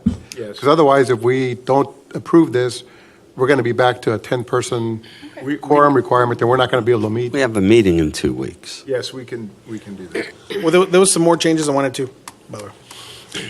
On the regular meetings, it says regular meetings of the Board of Directors on section 3.04. Regular meetings of the Board of Directors shall be held at a time and place determined by the board. At least one meeting shall be held every other month. That, I want to go down to what Mike likes to call Reenie's rule. It would have to be after 5 p.m. At 5 p.m. or- After 5 p.m. Which page is that? It's on second page, point 3.04. Okay. After 5. After 5 p.m., because I see if they get public money, the public should have a right to be able to see them at a reasonable time, and most people will be off by 5 p.m. And then the other suggestion I would make would be on section 3.05, where it says, this person or persons authorized to call special meetings of the board may fix any place either within or outside of the state of Texas. I would change that to Harlingen. And then any place, I don't like the instance of any place because I could be like at someone's home or business, which is private property. If this is public place, like a public location that's owned by the city. So that way it always has access. You know, I mean, companies have done this before. Yeah. We're having a board meeting in Hawaii. Yeah, we don't want that. Yeah, we don't want that. Exactly. So I would say in Harlingen and also Yes, any public. Harlingen's big enough. Just a public building. Public I think building. A city public Yes, building. city public They do building. them here, they do them at the Yeah. at Lunsey Hill, the library. And Yeah, any of those places, as long as it's a public building. What I would recommend on, Mayor, on how we proceed forward is we vote to approve the bylaws in general, just one, and then we would vote to then go by each of Commissioner Bettis's points. No, It's I like, would- I'm not going to, just so you know, I'm not going to support the after 5 p.m. rule. But I think everything else you said, I'm fine with, right? I'm in favor of tabling this until it could that a be all redone. Yeah, I'll make a motion to table this. Because But- this needs to be massaged. Yeah, before we before we go into that, I agree with that. But the thing is, I want them to meet because they've been waiting too long not to meet, and I think we We've need already to had get. one meeting where they approved all the changes. Yeah. But if we don't approve this, we're going to. That's what I'm afraid of because that We're not gonna be defeats able the to whole meet. purpose of what we did. Another 2 weeks won't We haven't, matter. because we haven't been able to get a quorum. We had 3 tries to get a quorum. And if we don't approve this, we're maybe another 3 tries again before we get a quorum. So, Again, this is just separate. My opinion is that we work it out right now while we can, while we're here. I agree with Commissioner Bettis. Let's just knock it out now. all right, okay. Well, So is there a second to my table? no second Motion dies. Are you still dancing? Okay, so Mark, why did you why send- don't we go back to the first and take it? Sorry. step by step. Mark, the ones I sent you this morning, or this, Those should be in the handout. I think the city secretary Yeah. handed out. Okay. But those should be the ones that were out, yeah. okay. Let's let Commissioner Pettis go down his list, and then we go to yours, and then the boards. They're already here, yeah, so we're good. You're good? Okay. Yeah, actually, those were the two main ones that I had. I mean, the three main ones that I had. So so are you still, Well, I don't know. What are we going to do about it? I still don't have any clarification. What are we going to do about it? So we're not going to do okay. anything about So it? 3.0304 and .05, okay. I'm fine. I mean, I threw it out there because I was hoping, you know, again, I'm not saying that they would forbid anybody from showing up or anything like that, but I just like having safeguards in the, you know, just in case. But if you guys are not comfortable with the ex officio members, that's fine. But I do think that we do need the after 5 p.m. and the public building and in Harlingen. Well, Okay. let's go to the members. 3.03, let's do that. Who is the author of this document? Mark? I did it according to the suggestions of the. They had a board meeting. It was a board meeting, and, yeah. And so the board include all of the people that were present at that It was the Keep meeting, Harlingen Beautiful Board. right, gave you these suggestions, and then you put Correct. them in paper. All right. I had one question. There's no term limits or anything like that on boards on this one? 'Cause I was I don't looking, recall seeing anything in there about term limits. would you guys be interested in There putting? wasn't in the old days, no. No? Would you guys be interested in putting some type of term limits on, like, maybe, you know, again, the whole point, again, I'm much in favor of term limits, as you guys are aware, because it gives opportunities for more people to participate in these activities. And I know we're making a big push for public engagement. And if it's too easy when you have one person on the board, and then you're just, oh, I'll just reappoint them, I'll reappoint them. And it doesn't really push you to go find somebody else. And that's what we want. We want more people to be engaged in the things that are happening here in the city. And I think on this board, which is going to be a great, fantastic board, I think there's a lot of people here in Harlingen that would be excited to be part of this board and, you know, do what they can to make Harlingen beautiful. But, you know, My experience was, it was never a problem. It was always a turnover. But I agree, I'm all for term limits. Okay, so let's, if you don't mind, Because we again, skip. that's how you're writing all of the boards, right? Correct. Let's go by order, and we'll add term limits to the last one. Okay. All right, so ex officio, where are we at on that one? Mark, do you Mark, feel legally, comfortable? can we do that or not? or- I would ask that you guys not do that Okay. right now. Okay. Because that's going to imply a lot of other changes that we have to look at. I'm fine with that. Perfect, all right, so no ex officio. What was the next one? So it says representative, what does that mean? Just like what you said, Mayor, like a liaison, that's what we call them at the county, right? So like a liaison from the commission can be appointed as an ex officio member for the Keep Harlingen Beautiful Board.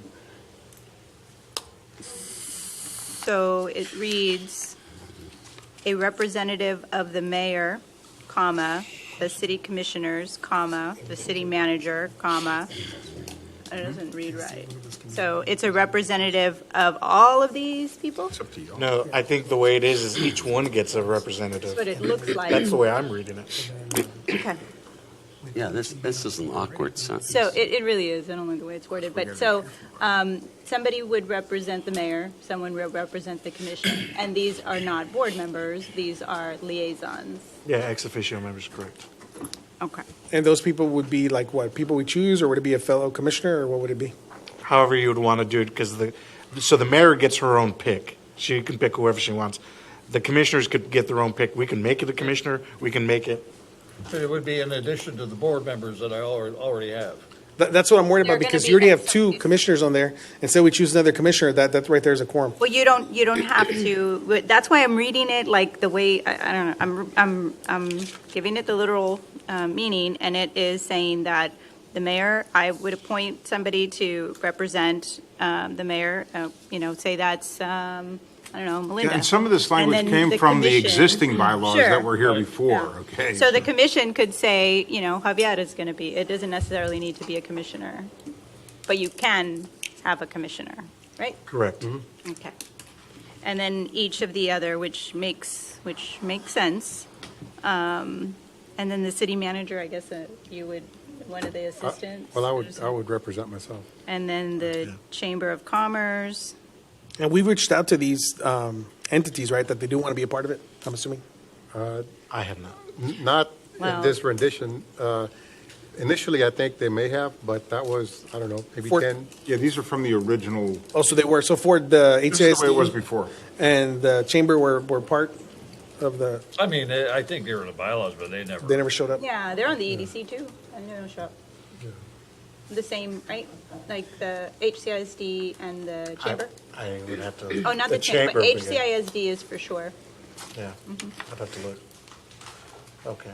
Okay, so you're going to leave it that way? Or what's the consensus? It seems like a bit of an overkill. I'm down for whatever's legal. Mark? I told you what I think. I reduced the number. I think, you know, you're trying to get a lot of involvement, but the problem is, as a practical matter, if people aren't showing up for the meetings, you've got a non-functioning board because not enough people are showing up.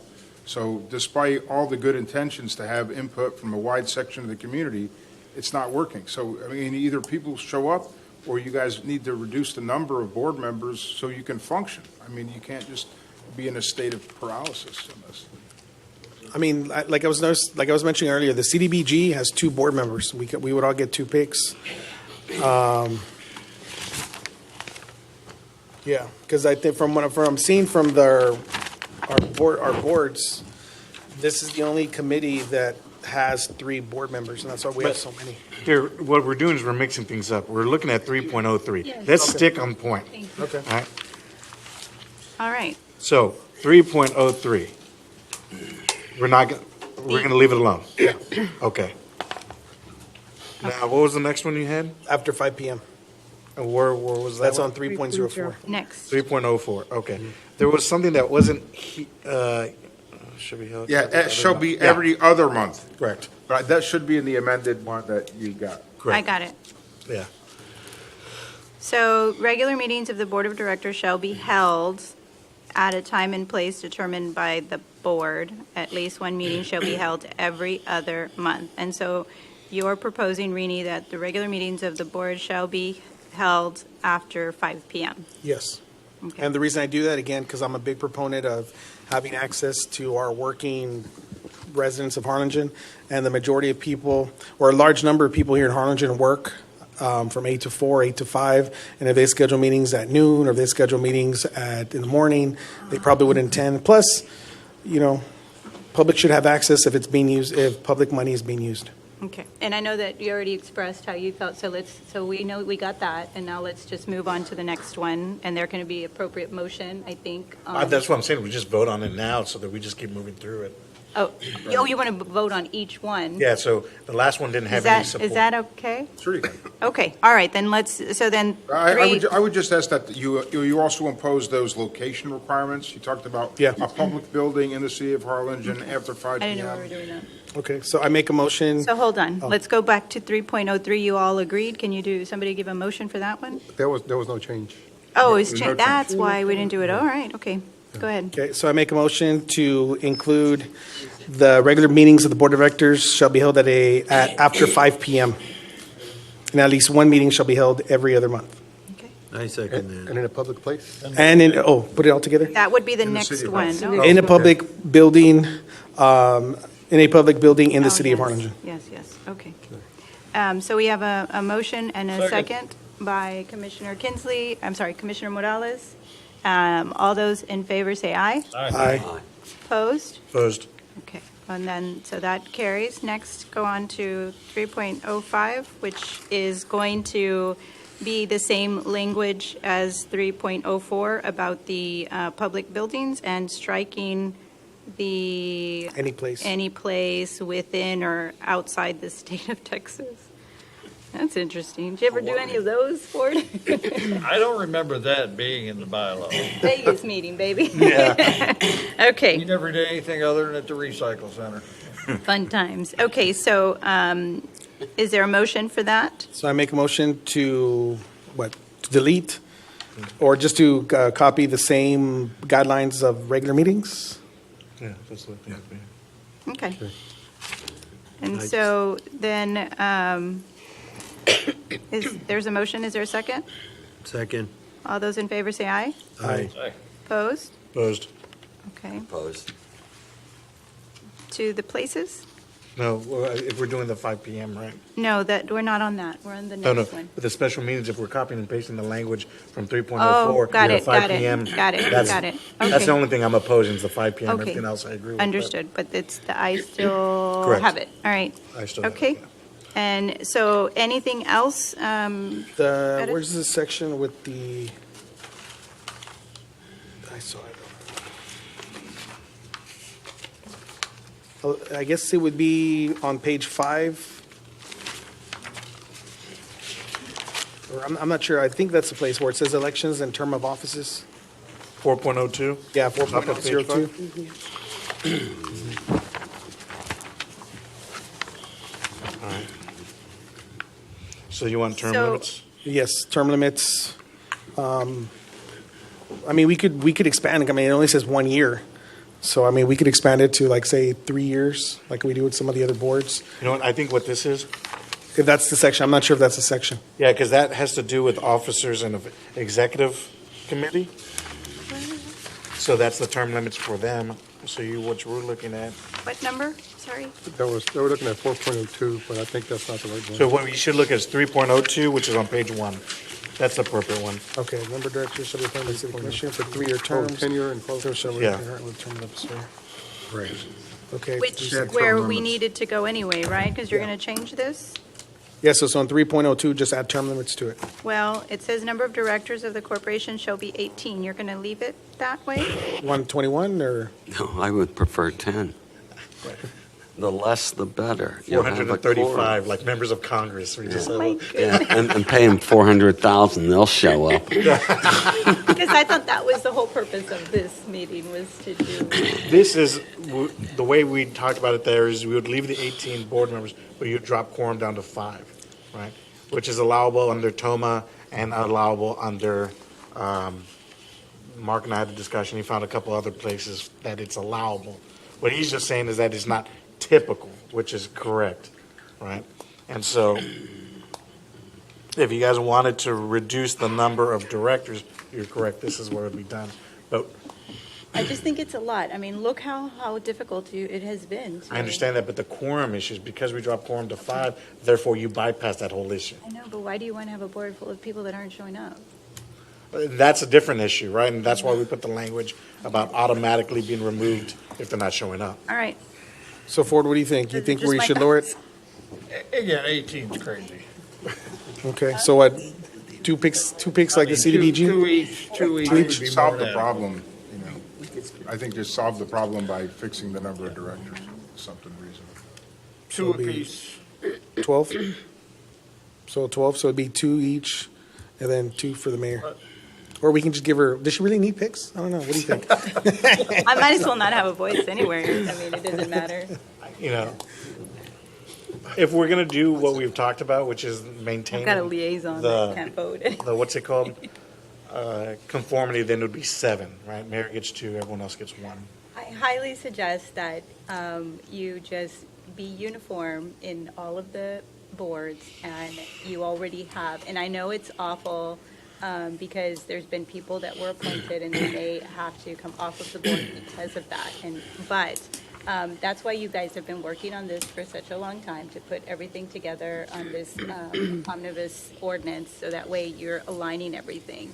And so having one board with so many members seems a little too much. If you want to do something that's not the 7, then I think your suggestion of what we're doing 2. with the other board, with the CBDC, DBG. CBDG. But we each get a representative too that could be one of those people, right?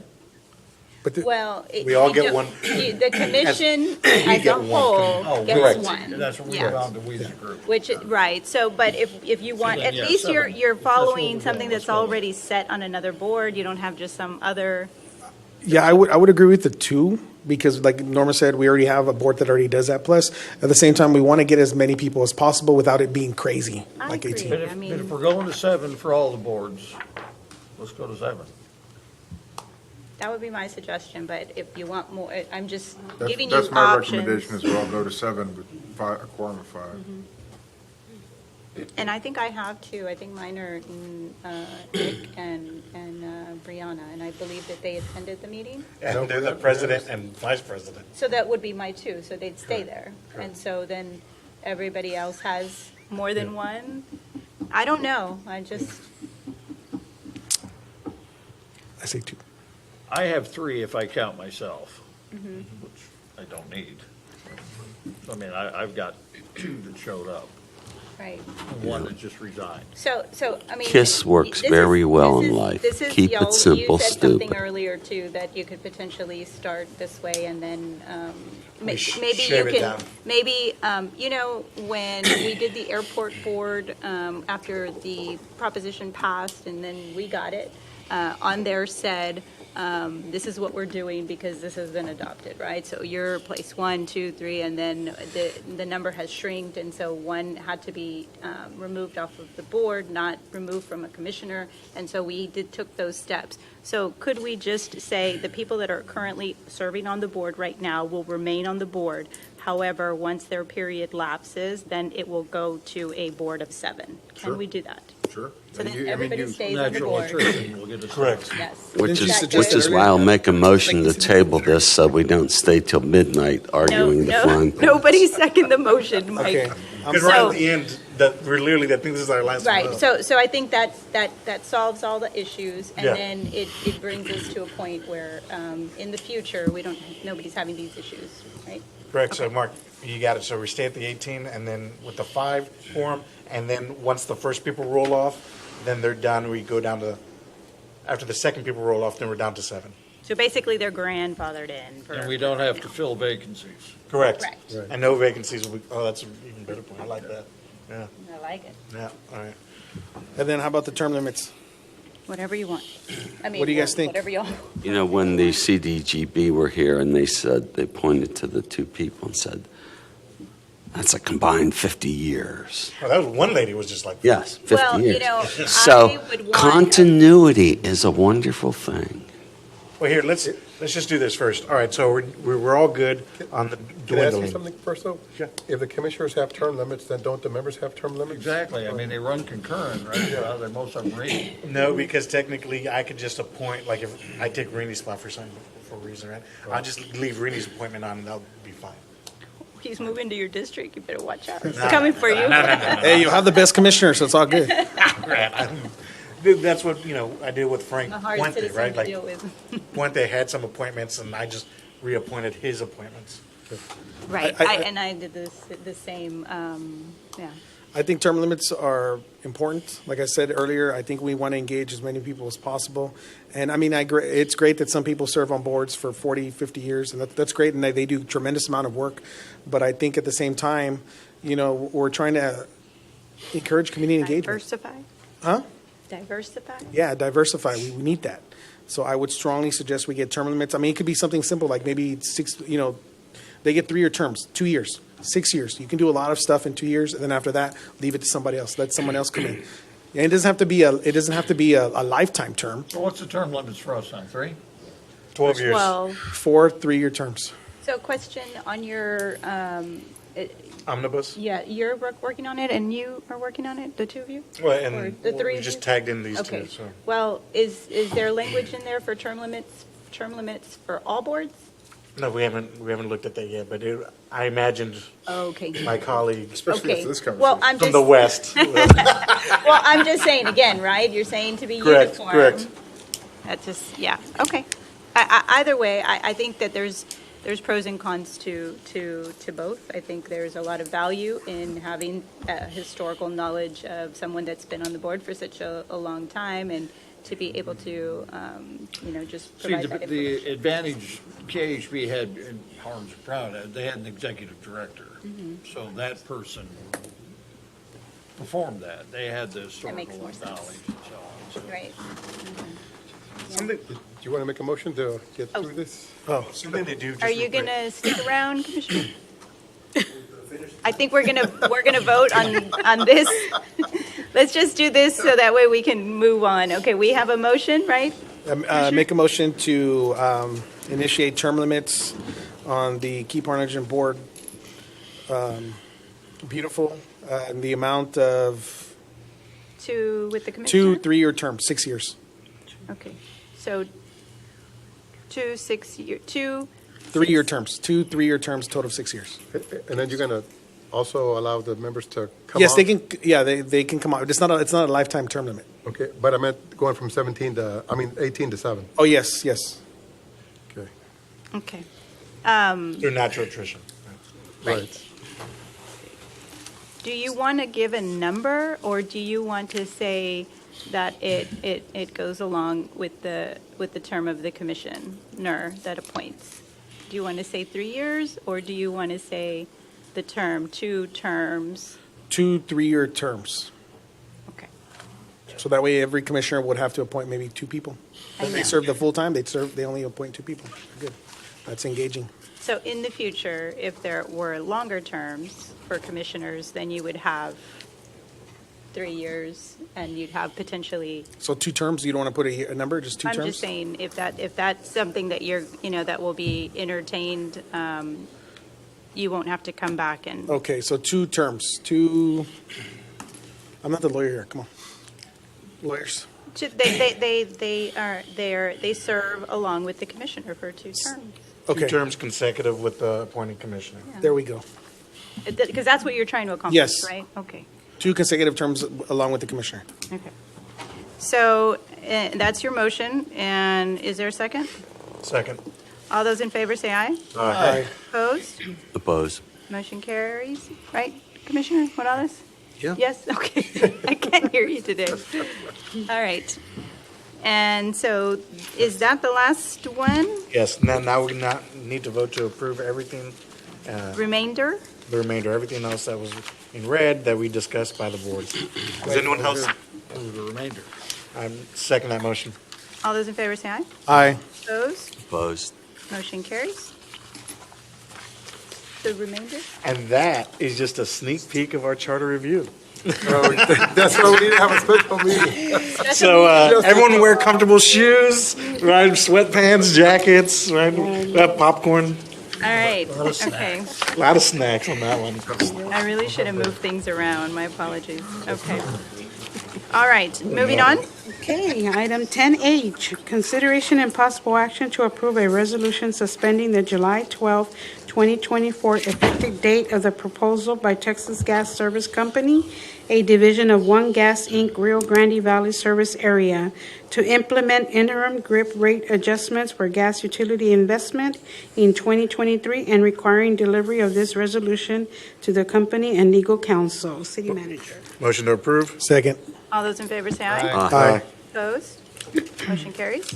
Okay, item 10I, consideration and possible action to approve an ordinance on first reading amending Chapter 36 of the Harlingen Code of Ordinances, establishing prohibited activities in the city parks and recreation. Motion to approve. I'm sorry, that's an ordinance that was listed Yeah, in we the need wrong a- place. We need to read the caption. Yes. I'll read it. An ordinance amending Chapter 36, Parks and Recreation, Article 5, Public Conduct and the Use of Parks and Recreational Facilities, Division 1, generally amending Section 36-106, Park Rules and Policies by adding prohibited activities in city parks and facilities and providing for a penalty of a fine not to exceed the sum of $200 for each offense, and providing for an effective date, providing for publication of this ordinance, and ordaining other matters relating to the foregoing. Javier, for the benefit of the public, do you want to tell them what they can't do? Sure. So number 1 is ride or drive any motorcycle, automobile, or any other motorized vehicle upon any sidewalk, hiking or jogging trail within the park. And so there is language in the existing ordinance that talks about allowing law enforcement or emergency vehicles. And so we wanted to kind of clean that up. The second one is allowing, restricting somebody from playing golf or practicing golf in the city parks, driving golf balls and so on. The third one is swim, bathe, wade in, or pollute the water of any pond, lake, or stream. We have signage throughout the city in our lakes or ponds that we have in the parks, but there was no ordinance restricting that. The fourth one is the camp overnight in the city park. Fifth one is to sell or offer for sale any food, drinks, unless they have a permit issued by the city. And then the sixth one is to solicit any trade, occupation, business, or profession without a proper permit in the park. And then allowing organized groups to play in the parks. They should be using the facilities that they were designed for, such as baseball, football, and so on. And of course, the last one is the enforcement part, which references the fine up to $200. I have a question. Yes, sir. For Thanksgiving or Christmas or any other particular holiday, is it permissible for a group to go out there and get food Not to without, homeless or anybody? right, not without a permit. So the health department would require them to have a permit. There are certain restrictions that they would have to meet. Like? I don't know. Don't you have that already? Yeah, like, so you have to use gloves to serve. Yeah. You got to make sure food's kept at a certain temperature. So, Yeah. you know, all the. It's already on the book. But once you take a microbiology class, it changes your life forever. Have you had a fantastic job on this one? you. Great job. Motion approved. Second. All those in favor say aye. Aye. Opposed? Motion carries. Item 10J, consideration and possible action to authorize the city manager to approve a lease agreement with Yamaha Carts and Vantage Tag Systems to lease 74 golf carts and a utility range cart to be used at the Tony Butler Golf Course fiscal year 2024-2025 golf. We brought this back because there was a mistake in the traded value that they gave us initially. It was $271,000 that they had quoted, but the actual amount should have been $208,000, which is comparable to the other two. So we just wanted to let you know that before we actually made the purchase. Is there a motion? Motion. Second. All those in favor say aye. Aye. Opposed? Motion carries. Thank you. Thank you for being so patient. All right. Moving on to item 11, board appointments, specifically appointment or discussion and possible action to include appointment and/or removal of any position, subject to appointment or removal by statute, ordinance, or bylaws. All right. Quick. Here we go. The Keep Our Homes Are Beautiful being able to swap people out doesn't apply till after this vote, okay? I'm going to take myself out and put Rainey in for that spot on the Keep Our Homes Are Beautiful. Okay. All right. Do you have any? I have two. I have the Harlingen Community Improvement Board, Julie Fonseca to replace Mike Gonzalez. And for Planning and Zoning, Vanessa Cantu to replace Adele Clinton. Who's that? Planning and Zoning. Who did you replace her with? Pardon? Who is the appointment? Vanessa Cantu. Vanessa Cantu. I really like the other lady. She's moving on. No, she's just her work at TSTC, too much travel and coordination of making the meeting, so. Well, I've heard a lot of positive things. Oh, Adele is awesome. She excellent. was Keep Arms Are Beautiful with me for years, and she worked on my campaign. Great lady. I'm sure this next one will be just, is it Realtor? Is that, yeah, okay. I saw her run a rowdy Parks and Rec meeting, Adele. She was fantastic. Well, I think I heard this, maybe, I guess. It's probably back from me on because I was like that. bragging on her because like she is fantastic. She's hard woodpecker lips. What? Woodpecker lips are hard, man. Oh, hard. I don't have any appointments. How about you? Do you have a woman you're going to appoint? My wife only lets me have one. All right. Commissioner? No, none. None. Okay. Is there a motion to approve? Motion. A second. All those in favor say aye. Aye. Opposed? Motion carries. And that is how the sausage is made. Alrighty, item 12, executive session. All items listed in this section will be deliberated in a closed session. Members of the public are not generally permitted to attend a closed session. Executive session items may be considered as an action item at the discretion of the mayor. However, City Commission will not take any action in closed session.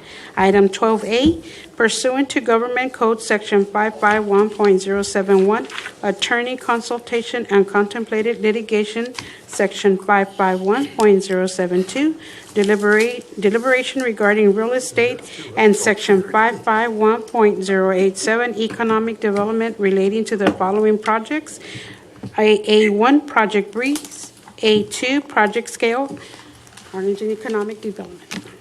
Motion to enter executive session. Second. All those in favor say aye. Aye. Opposed? Motion carries. The time is now 7:36 PM. We will retire to executive session and be out shortly. Thank you.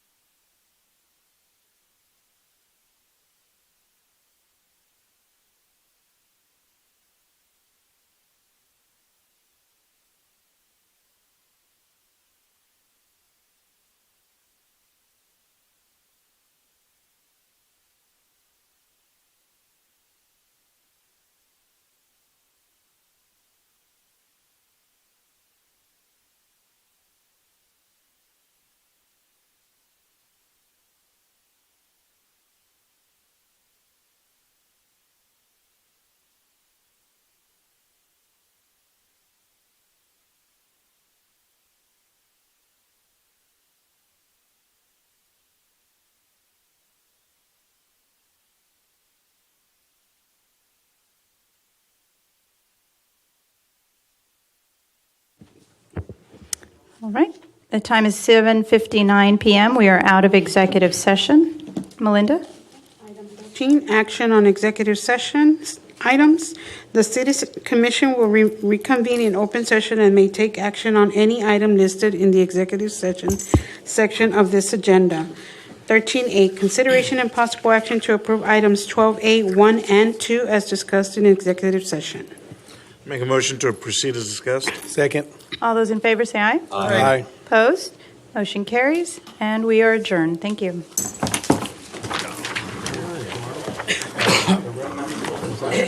Same to you.